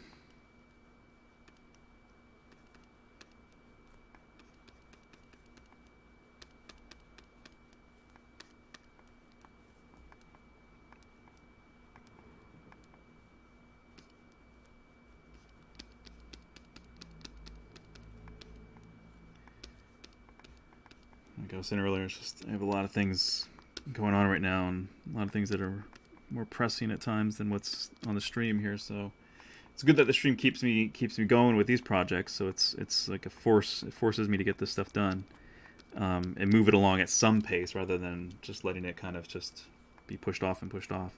But there's other things I have to do too that are either overdue now. One project's a little overdue. Other stuff that just needs to be done as soon as possible. So it's just kind of a balancing act. So that's why some things have been pushed off, and that's why these things are moving forward. And you know, of course, things that pay and that have deadlines are kind of pushed up right now because it's crazy out there.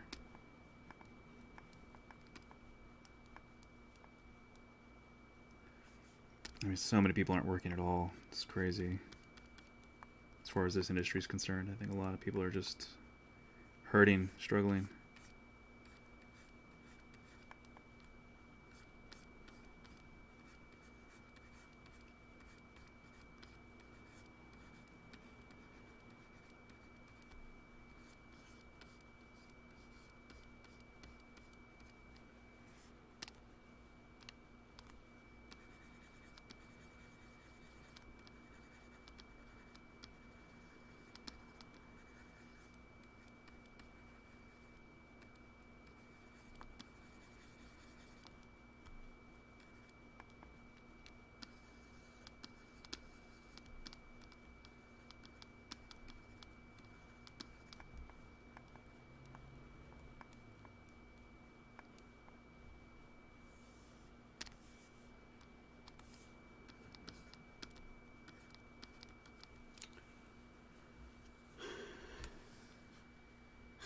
Plot twist.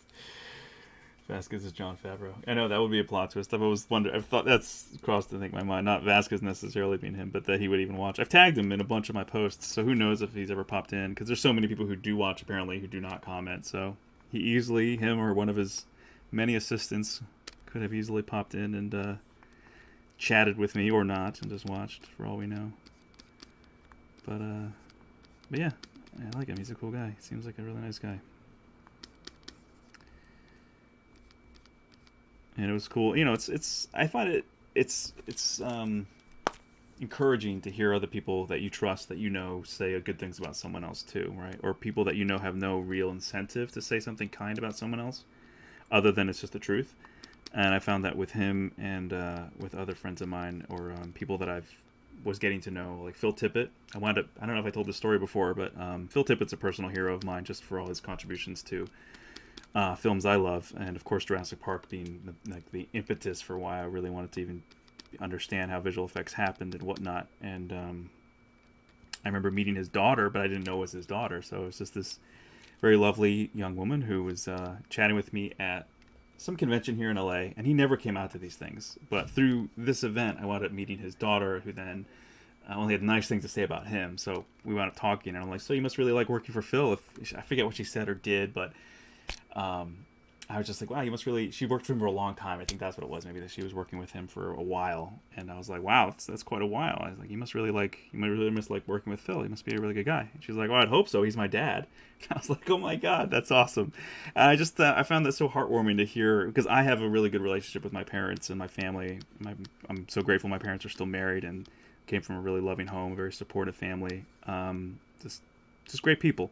And I just feel like that's so rare, though, because so many of my friends have divorced families and one parent or, whatever. So I was just like, that's so cool to hear that you know, I know he's still with her mom too and whatever. So I just think that's pretty awesome, and that was really encouraging to hear. And yeah, and then through that, then she wound up sort of handing me off to his assistant. Then because she was like, I was carrying around one of my 3D printed Raptors that was like that I had sculpted from the ground up, and it was like 1-to-1 matched with the on-screen Raptors from Jurassic Park, and no one had ever made those before.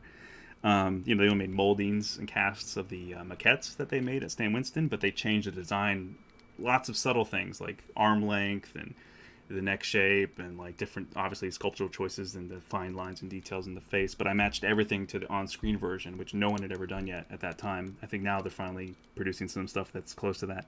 So I was really proud of it, and I knew that it was something that would be recognized by a lot of people, and it was just sort of like a calling card for me at that point. So I was carrying one of those around with me, and like they were like, you know, Phil needs to see this. They kept telling me, and the assistant was saying like, yeah, he needs to see this. And I'm like, yeah, I'd love to talk to him. And that's how we kind of became acquainted, and you know, we sort of pals. You know, we don't like call each other on a regular basis or anything. I don't, you know, bother him, but you know, if I'm in town, he's always said if you're you know, near Berkeley or whatever, he's like, feel free to hit me up. You're always welcome to come by the shop and show you around the studio, whatever. And it's just a cool guy, like just a really, you know, kind of a kindred spirit, even though he's very cranky about things at times, and everybody laughs about it and acknowledges it. That's sort of his charm too. So I just found that really cool when you talk to people and there's no reason for them to say anything good about something unless it's true. And so that's the same thing I've heard about John, and it's like Vince Vaughn was saying that about him too. And yeah, so it's just cool. It's cool to hear good things about good people for once, and not hear anybody say anything negative or weird behind their backs or to mar your impression of somebody, because it's too common, unfortunately. You hear too many people that they have a face of one front, and then you hear about them behind their back or in other scenarios, and it's like, ew. So, yeah. Anyway. Let's see. I keep doing this. I keep making like equal. We're just these pattern recognition machines. We just keep creating like symmetrical equal stuff, and I gotta keep forcing myself not to do that. I gotta think messy, imperfect. And I have good reference right in front of me, and I'm not using it.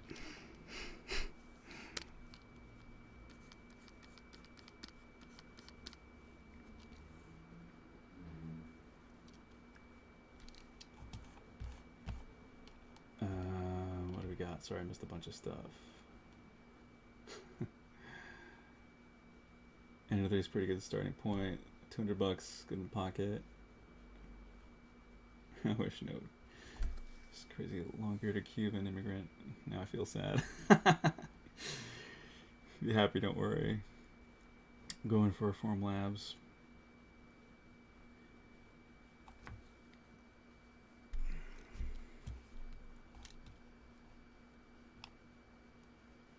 Yeah, look, Lori, you should definitely go for Form Labs. It's great.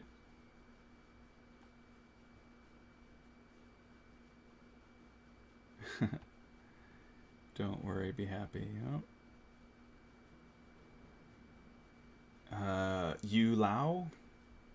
Those are all Chinese characters, I believe, or other kanji I can't read, unfortunately. I'm sorry.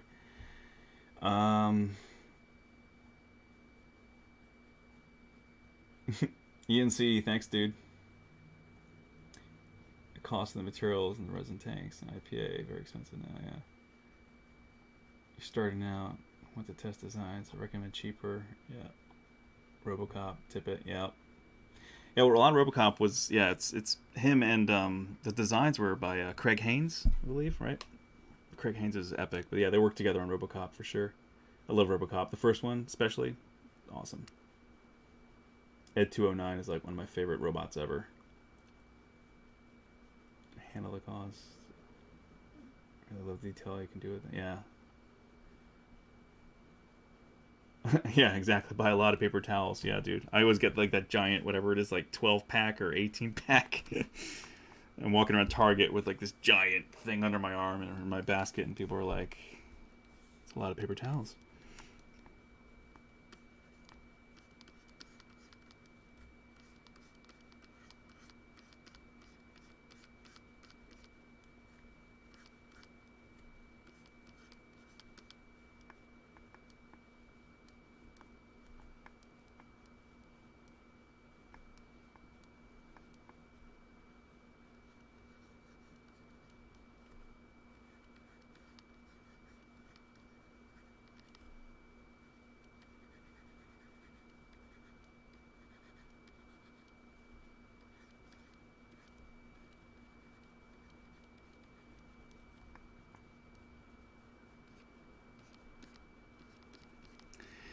And I'll be adding more noise to these things to kind of give them a little bit more texture here and there after the fact.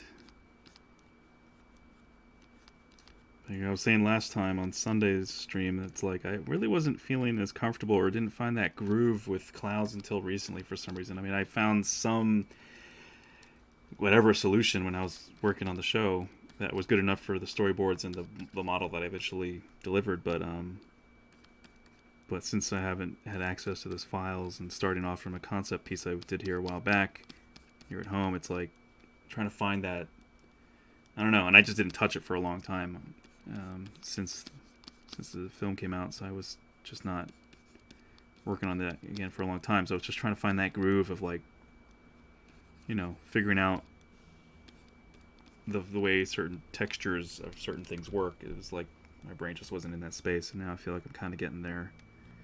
Just kind of getting that, whatever the right word is, finding that style, that flow that the gaseous materials have. Gaseous matter, I guess is the right term.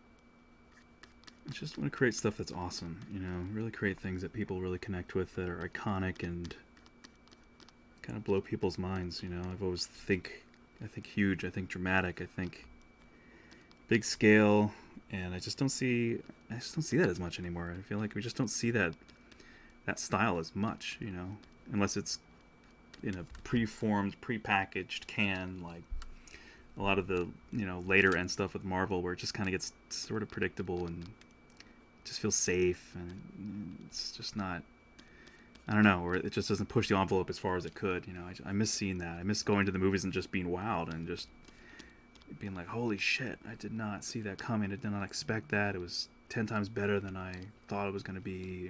I remember that feeling when I walked in to see The Matrix in 1999, and I was just like, what did we just see? Oh my god, that was amazing.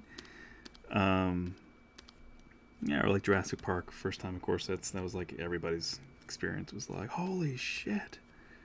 And I know, it's like you can't, it's hard to have a lot of films be like that, but I don't know, that's like my calling. That's what I feel like I'm just so compelled toward. We just don't see it a lot anymore, so I'm kind of like excited to fill that gap, or at least to attempt to. Yeah.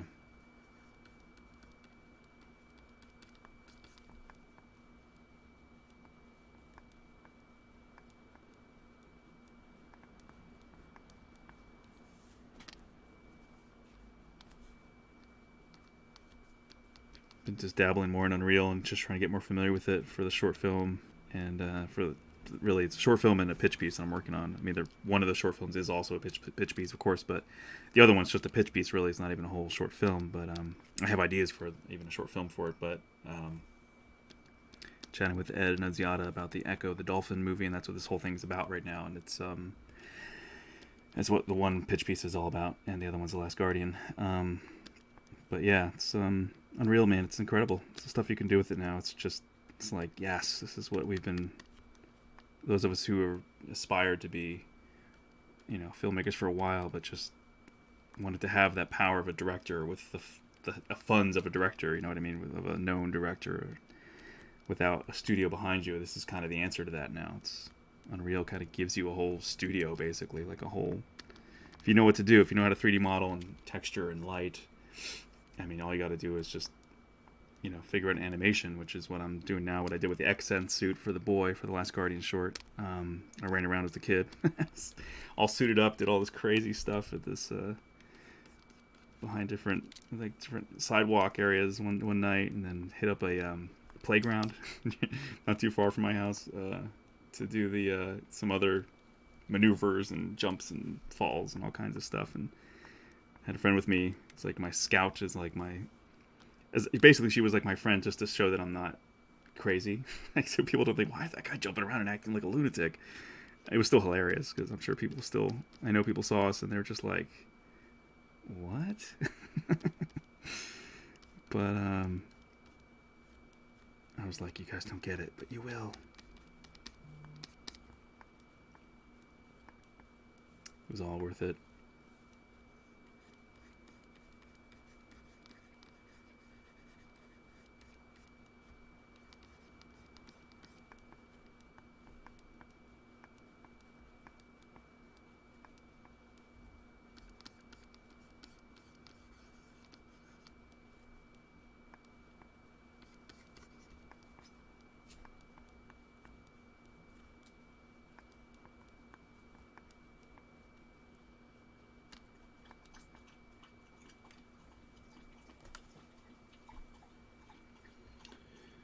And we're almost at time. I'm going to go for a little few minutes over, I think, and then call it. I got to bounce back on some other stuff.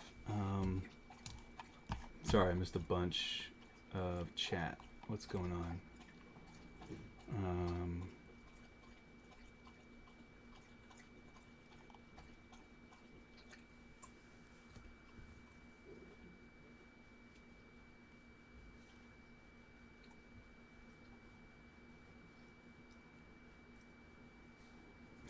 Thanks, April. Fumes are an issue with resin printers. You don't keep clean space. It will be a smell. Yeah. Venting for dyeing prints. Yeah. District 9 was great. Still waiting for District 10 for 10. Yeah, I know, right? Like, he should never have. Man, I love District 9. District 9 is awesome. I wish he just would have made District 10 right after that. Sadly, every movie that came out after District 9 has just been in reception and just story quality. It was just, unfortunately. I wanted to be excited for Elysium. Like, once I saw it, though, I was like, ugh, it's unfortunate. I really wish they would have focused more on the tech and just had a better story, better characters. A lot of the characters were unlikable. It was a bummer. Elysium could have been awesome, I think, but needed better writing.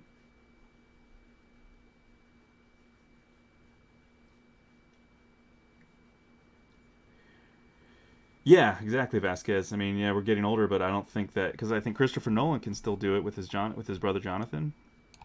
I think they can still do it. I mean, those are they are really the only filmmakers that I can think of immediately off the top of my head that consistently deliver just awesome quality in films where it's just like, holy shit, this is awesome, this is great.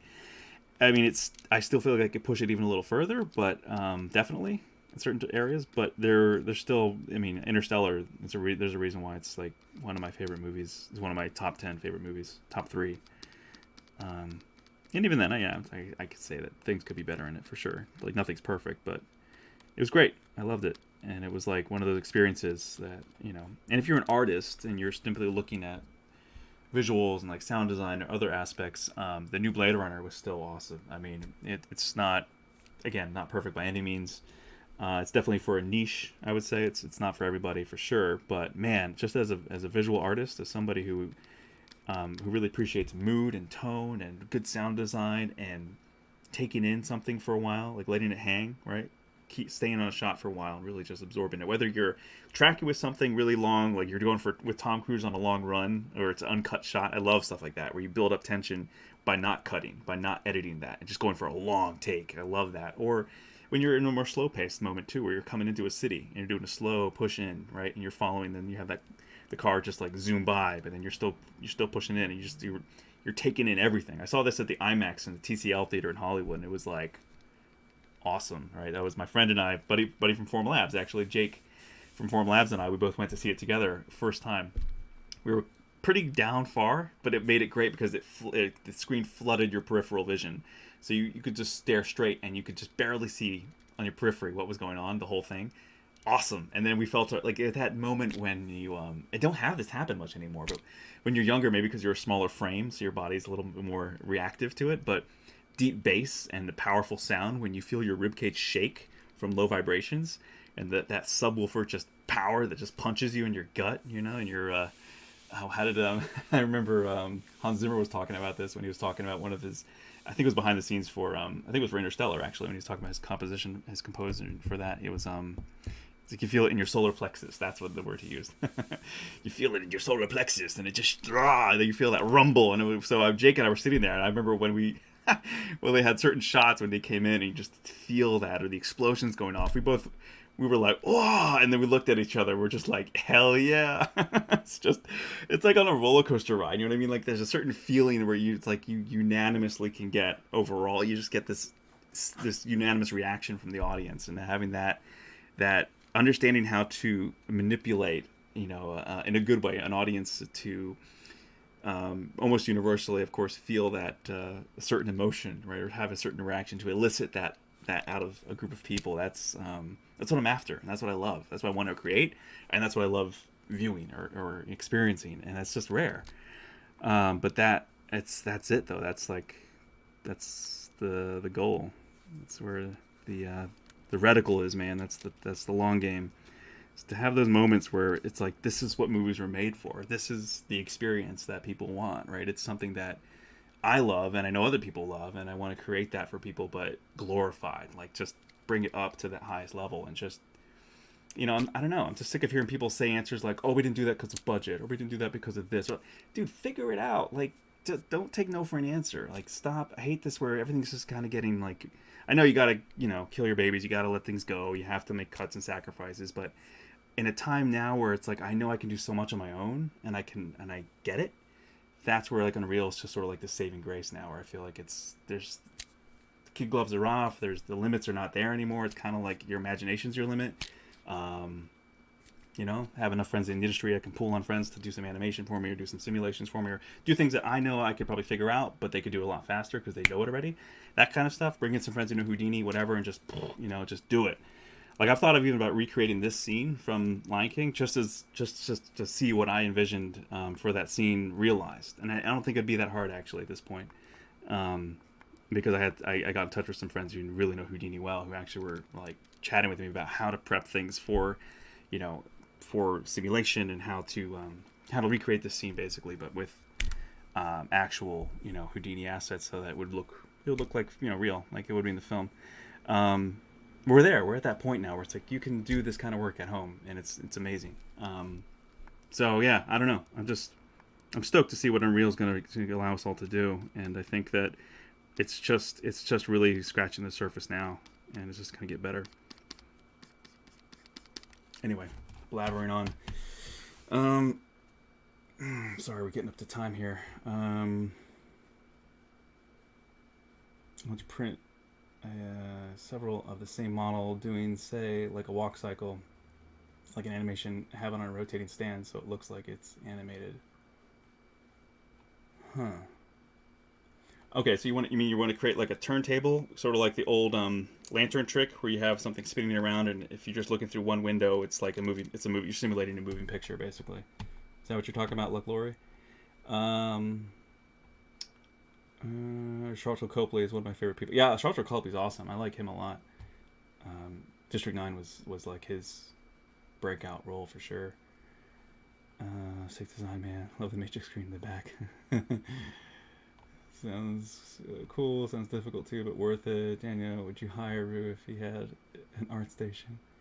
Would I hire him? I wouldn't know that. I don't know his work. I'm sure he's obviously technically skilled. If he had an art station, I should just say yes, right? Please, no pressure. Hilarious. Pressure creates diamonds. Exactly. Use those cliches. Unload them, both barrels. I ain't made of carbons. Wait, I am. Damn it. We're all made of stardust. Cliches just come vomiting out. Has anyone told you your enthusiasm is contagious? I hope it is. God damn it. That's the point, man. Yeah.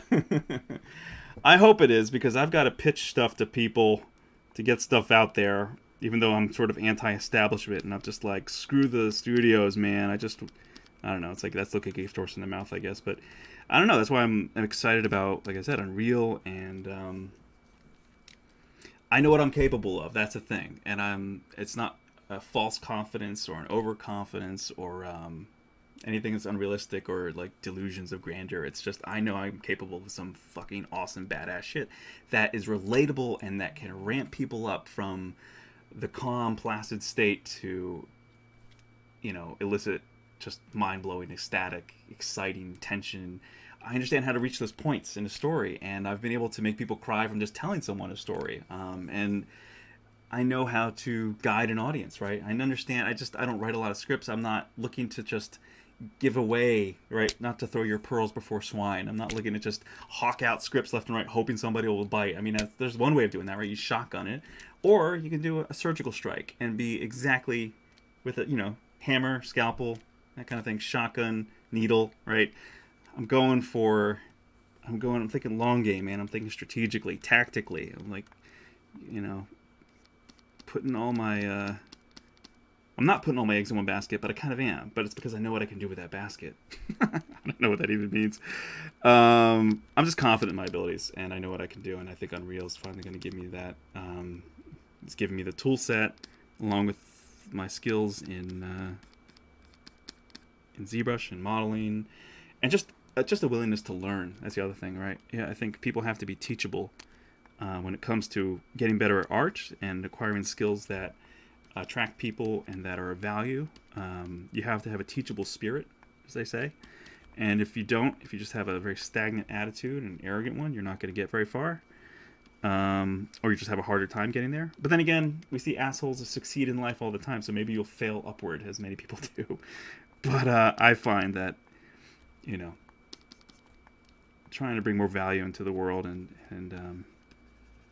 bring some positivity out there, and, you know, if I'm not excited about the stuff I want to work on, how else can I expect anyone else to be, right? I mean, you've got to, if you're not excited about what you're working on, like, what the hell's wrong with you then? You're working on the wrong stuff, man. You know, you got to be pumped. You got to be stoked. I think you got to find that, you know, what you're working on is worth your time. Otherwise, you're just doing it for a paycheck, and then you might as well be doing a job that pays better, right? I mean, unless you're just taking one for the team and making sure that you're doing this for a reason that's going to bring you something else in the future. But I don't know. I'm just sick of people asking you to, like, you know, do what they want so you get what you want. And I mean, yeah, you got to give and take, of course, but there's too many people who do not have uncompromising visions, and then it gets compromised, then it gets whittled down, and before you know it, it gets turned into a formulaic piece of crap, which is, like, predictable, and, like, what so much of Hollywood's been producing, where it's just safe, or it's predictable, or it's a worse remake of something else that was better, and it's just like we get all these other, you know, I don't know, it's just the same disappointment we get in so many movies now, and I'm just anti that. I'm done with tolerating that, and just, you know, I don't know. I want to create the change that I want to see. Be the change you want to see. Cliches, yeah. But it's true. You know, if you want something done right, you got to do it yourself. That kind of thing. I'm just like, all right, fuck it, I'll do it myself. We'll do it live. We'll do it live. Play me out. What does that mean? God. If you don't know what I'm talking about, that's from Bill O'Reilly's meltdown years ago on Inside Edition. Classic insanity, hilarious. For the youngins out there who are like, what is he talking about? Look up Bill O'Reilly Inside Edition meltdown. Anyway, sorry, I'm just getting giddy here with stupidity. Anyway, I gotta get going. It's it's about 8:10. A buddy of mine's like, dude, let's play a round of Doom Eternal. I'm like, all right. Come on, come kick our ass. Okay. My friends have to, like, text me or beg me to play a game with them now, because I hardly ever do that anymore, because I just don't have time. But Doom Eternal was a trip, man. I might actually stream it, replay it on PC, because Doom Eternal was badass. That was a game that was like testosterone faucet, just like just testosterone flood. So good. All right, well, we're getting there. I'm getting happy with this. I'm feeling like it's coming together. Let me see if I can send this over and quickly assign materials before we go, and we can check it out in Keyshot. I just got to figure out, how do I...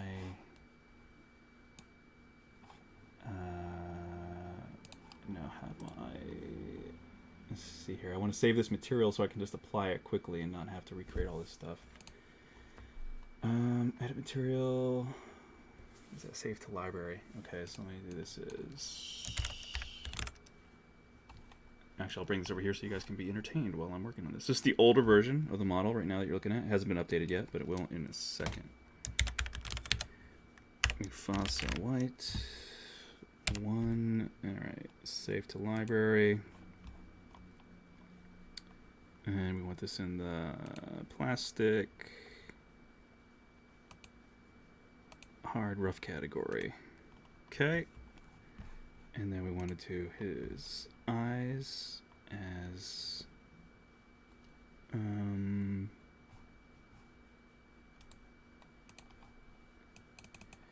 do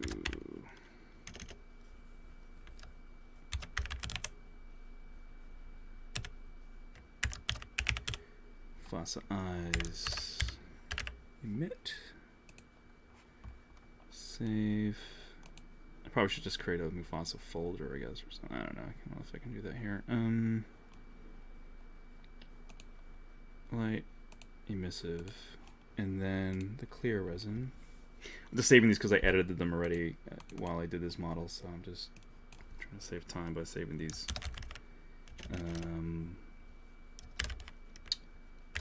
Thick resin. And I'll save that in plastic, clear, shiny. Okay. Alrighty. I duplicated his eyes and then inset them a bit to be like LEDs behind a clear eyeball using the same material as the resin down below. So we'll see if I can do that quickly here for your entertainment. Bring it back off screen a second and So to ease that, I'm actually going to duplicate his eyes now and show you what I did. This will even be more accurate because I just sort of did it in Keyshot and just shoved them back quickly, and it wasn't idyllic. And I feel like even these can subdivide these up a little bit and get them smoother. And this one feels a little bit more inset. I'm not sure if that's just the brow. I think it's just the brow, yeah.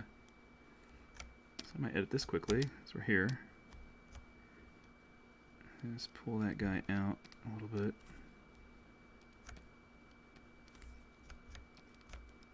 Just kind of give that brow a little bit more heft.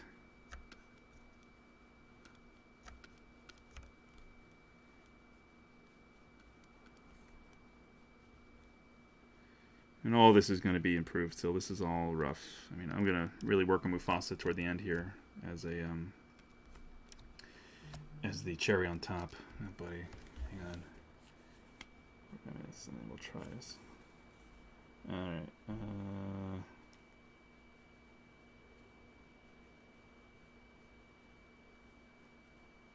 Sorry, my buddy's like, "Where are you?" Finishing up stream. Okay. All right.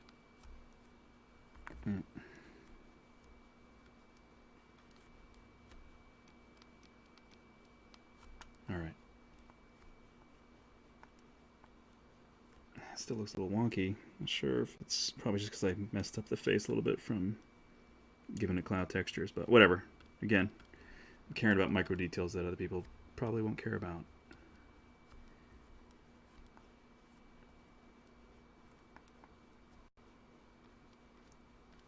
Okay. So focus on the eyes. Solo those out quick. And duplicate.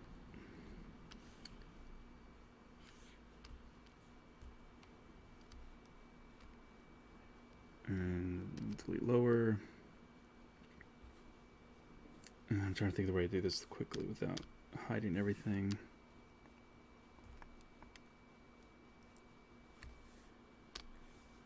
And it's not symmetrical, so that's the other challenge here.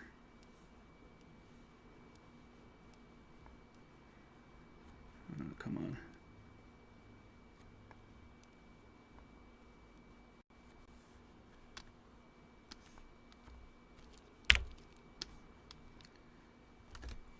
I'll just do 0 out by masking 1.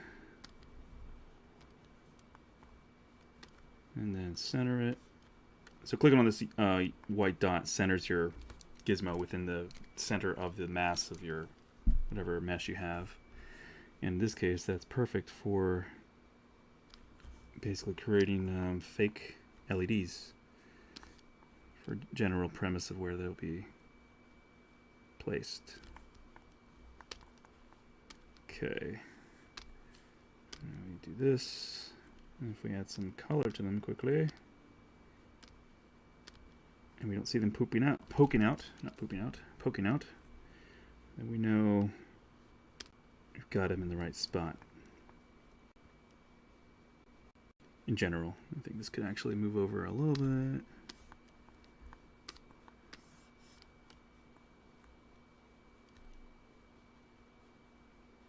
So you can kind of see like there's a lens in front of it there, which will be the clear material. And that one looks pretty good, actually. Actually, I might make it move over a little bit too. All right, and then I'm going to call these eye LEDs. Those are eyes, and I should need to name my stuff. God rays. And before anything else, do a quick save.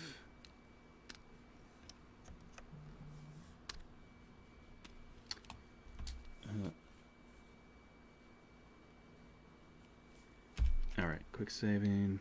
Okay, so now when I send it over to Keyshot, we should get fast material assignment. All right, here we go.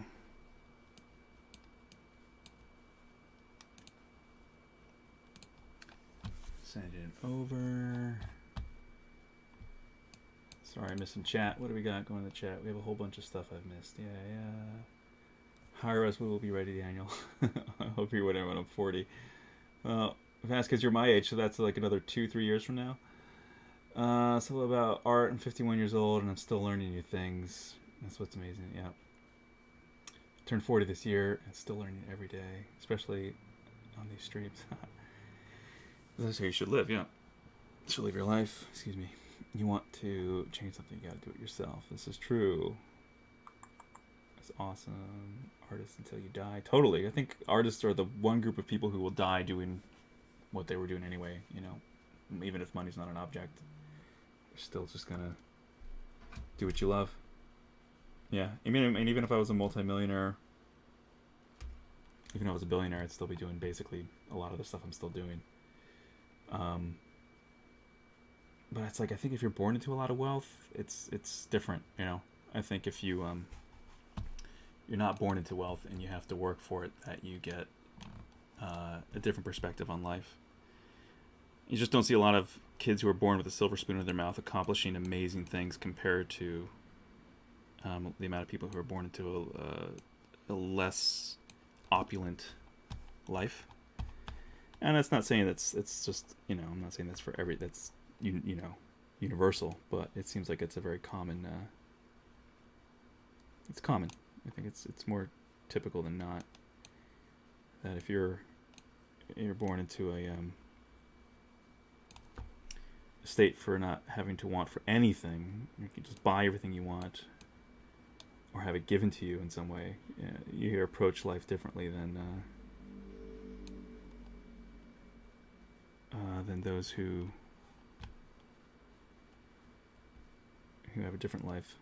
Sorry, I'm just trying to think of, I'm planning ahead as I'm talking, as I'm blabbering. Okay. So the eyes. Alright, so they get the clear, thick resin. And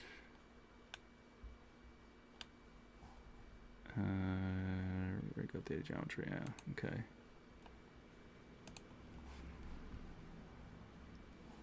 And then this gets the clear resin.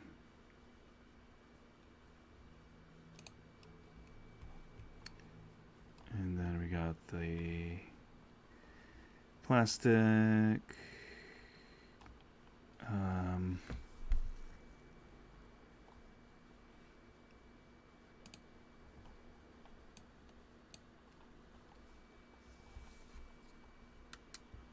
Let's see here.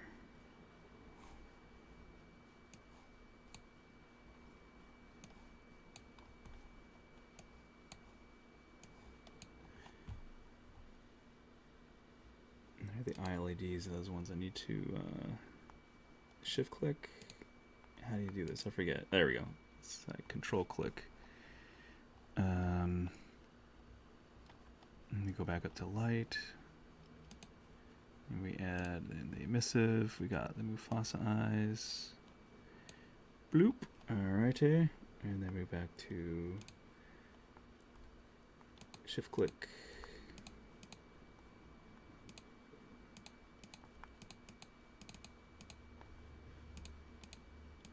Oh wait, come on. How to reveal everything again? Derp.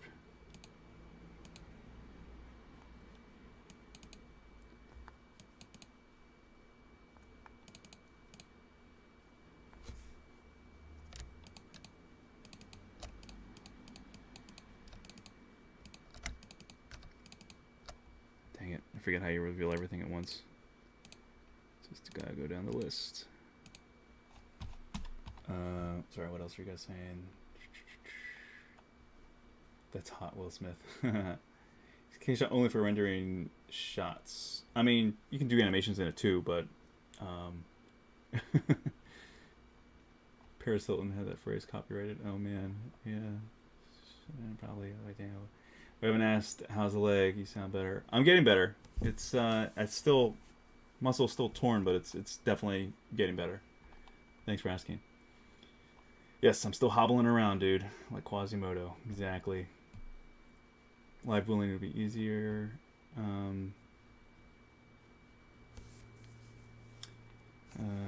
8 brothers and sisters. Always work hard, give up. Yeah.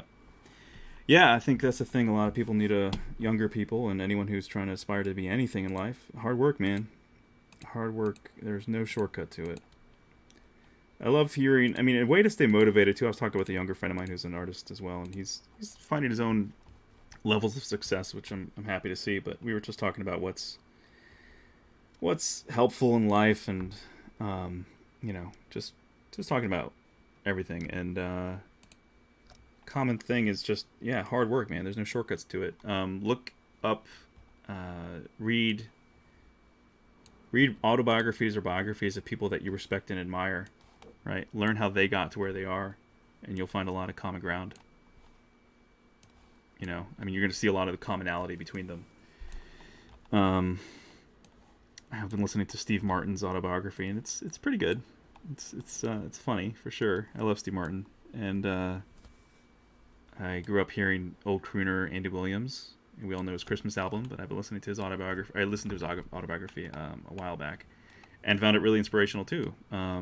I mean, I grew up hearing his music because my parents, but I love his music. I love a lot of the songs that are very nostalgic or very moving in some ways, depending on what the songs are. A lot of his classic love songs. But he was kind of a brilliant guy, really, honestly. And I think there's just a lot to be learned by focusing on people who are accomplished and who are a name, right? I listened to Travels, autobiography of Michael Crichton. Pretty awesome. There's a couple of things in his life I'm like questionable, or like, why didn't you say something more or whatever? But overall, amazing life, and funny how some of his life and mine mirrored each other, very parallel. Meaning that we both went toward medicine. He obviously finished his medical degree and then didn't practice medicine, and I was working toward mine when I dropped out to focus on art. And I double majored for a year and a half, and then just full on in with art. After my junior year, so I bailed on the 11th hour studying for the MCATs, and then I was just like, screw this. I worked in an ER for 2 years. I saw and did it all except administer meds, and I was like, this isn't what I want to do with my life, unfortunately. I felt really guilty leaving, though, for those who know the story, so it's a weird, interesting time. But I would never turn it back for anything. I would never exchange it for anything. It was great. It was amazing. So here we are, almost there. Getting there. But just checking out the side that we worked on today. Go over to environment and rotate that sucker around so we get different lighting, different shadows. Yeah, I'm still going to mess with this area a little bit more, I think. But I think the base is good, and just going to be adding more detail, maybe crease in some areas a little bit more. Yeah, it's flowing. It's working.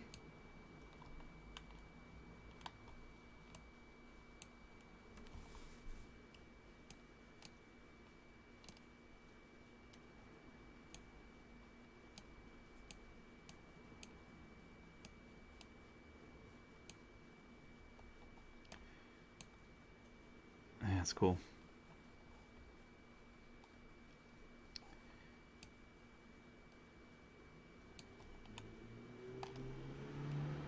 I love the glowing eyes. I really think that's going to be pretty sweet when it's all put together. And then having lightning kind of like flickering inside the clouds too. It's going to be awesome. Pretty sweet stuff. I'm excited. Anyway, all right. Read biographies. Yep. Attila the Hun kills his older brother for inheritance. The bigger lesson learned is that you can't be afraid to fail. Yep. It's those failures that define us and make us better and stronger. Yeah.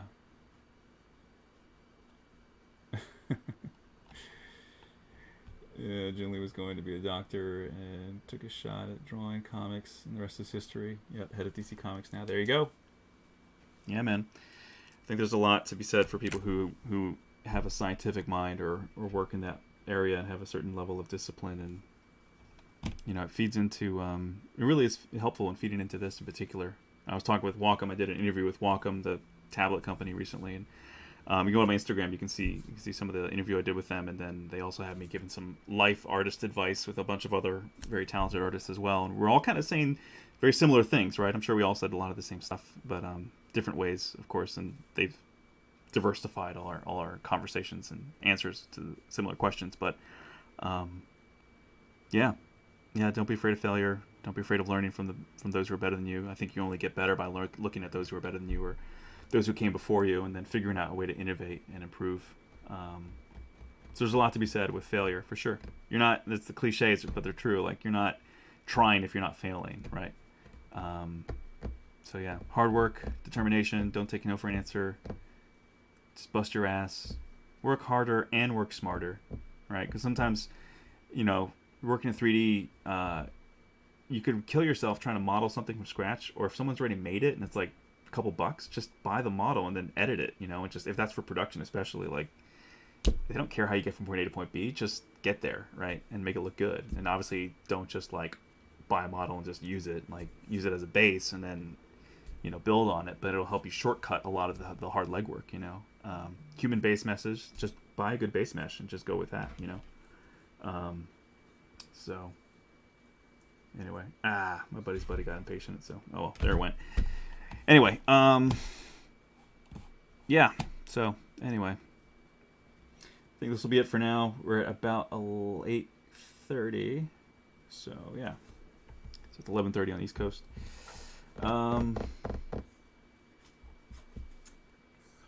What else we got?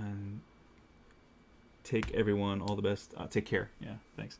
Anyway, guys, yeah, thanks a lot. Thanks for hanging out. I hope this was fun and inspiring, entertaining, whatever. And we'll be back at it again. I think next Sunday, if not the Sunday after. I've got to double check the calendar, but anyway, it should be on there if you go to the ZBrush calendar. But yeah, I keep saying it. I'm gonna try to start streaming on my own as well, so to do stuff in between these streams. And if anyone wants to follow me on Instagram, if they haven't before, I'll just type in the chat quick. Again, IG Daniel LionArts.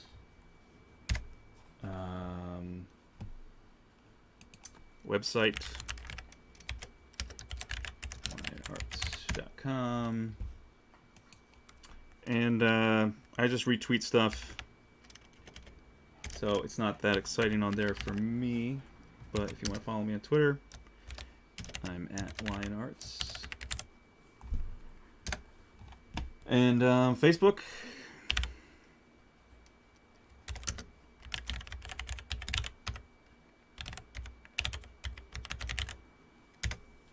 there you go.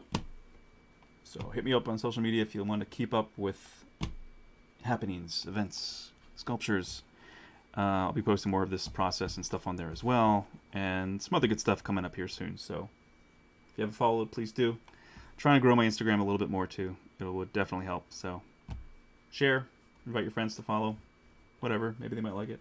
All right, guys, take care. Thanks a lot, and I'll talk to you guys later. Don't get the Rona.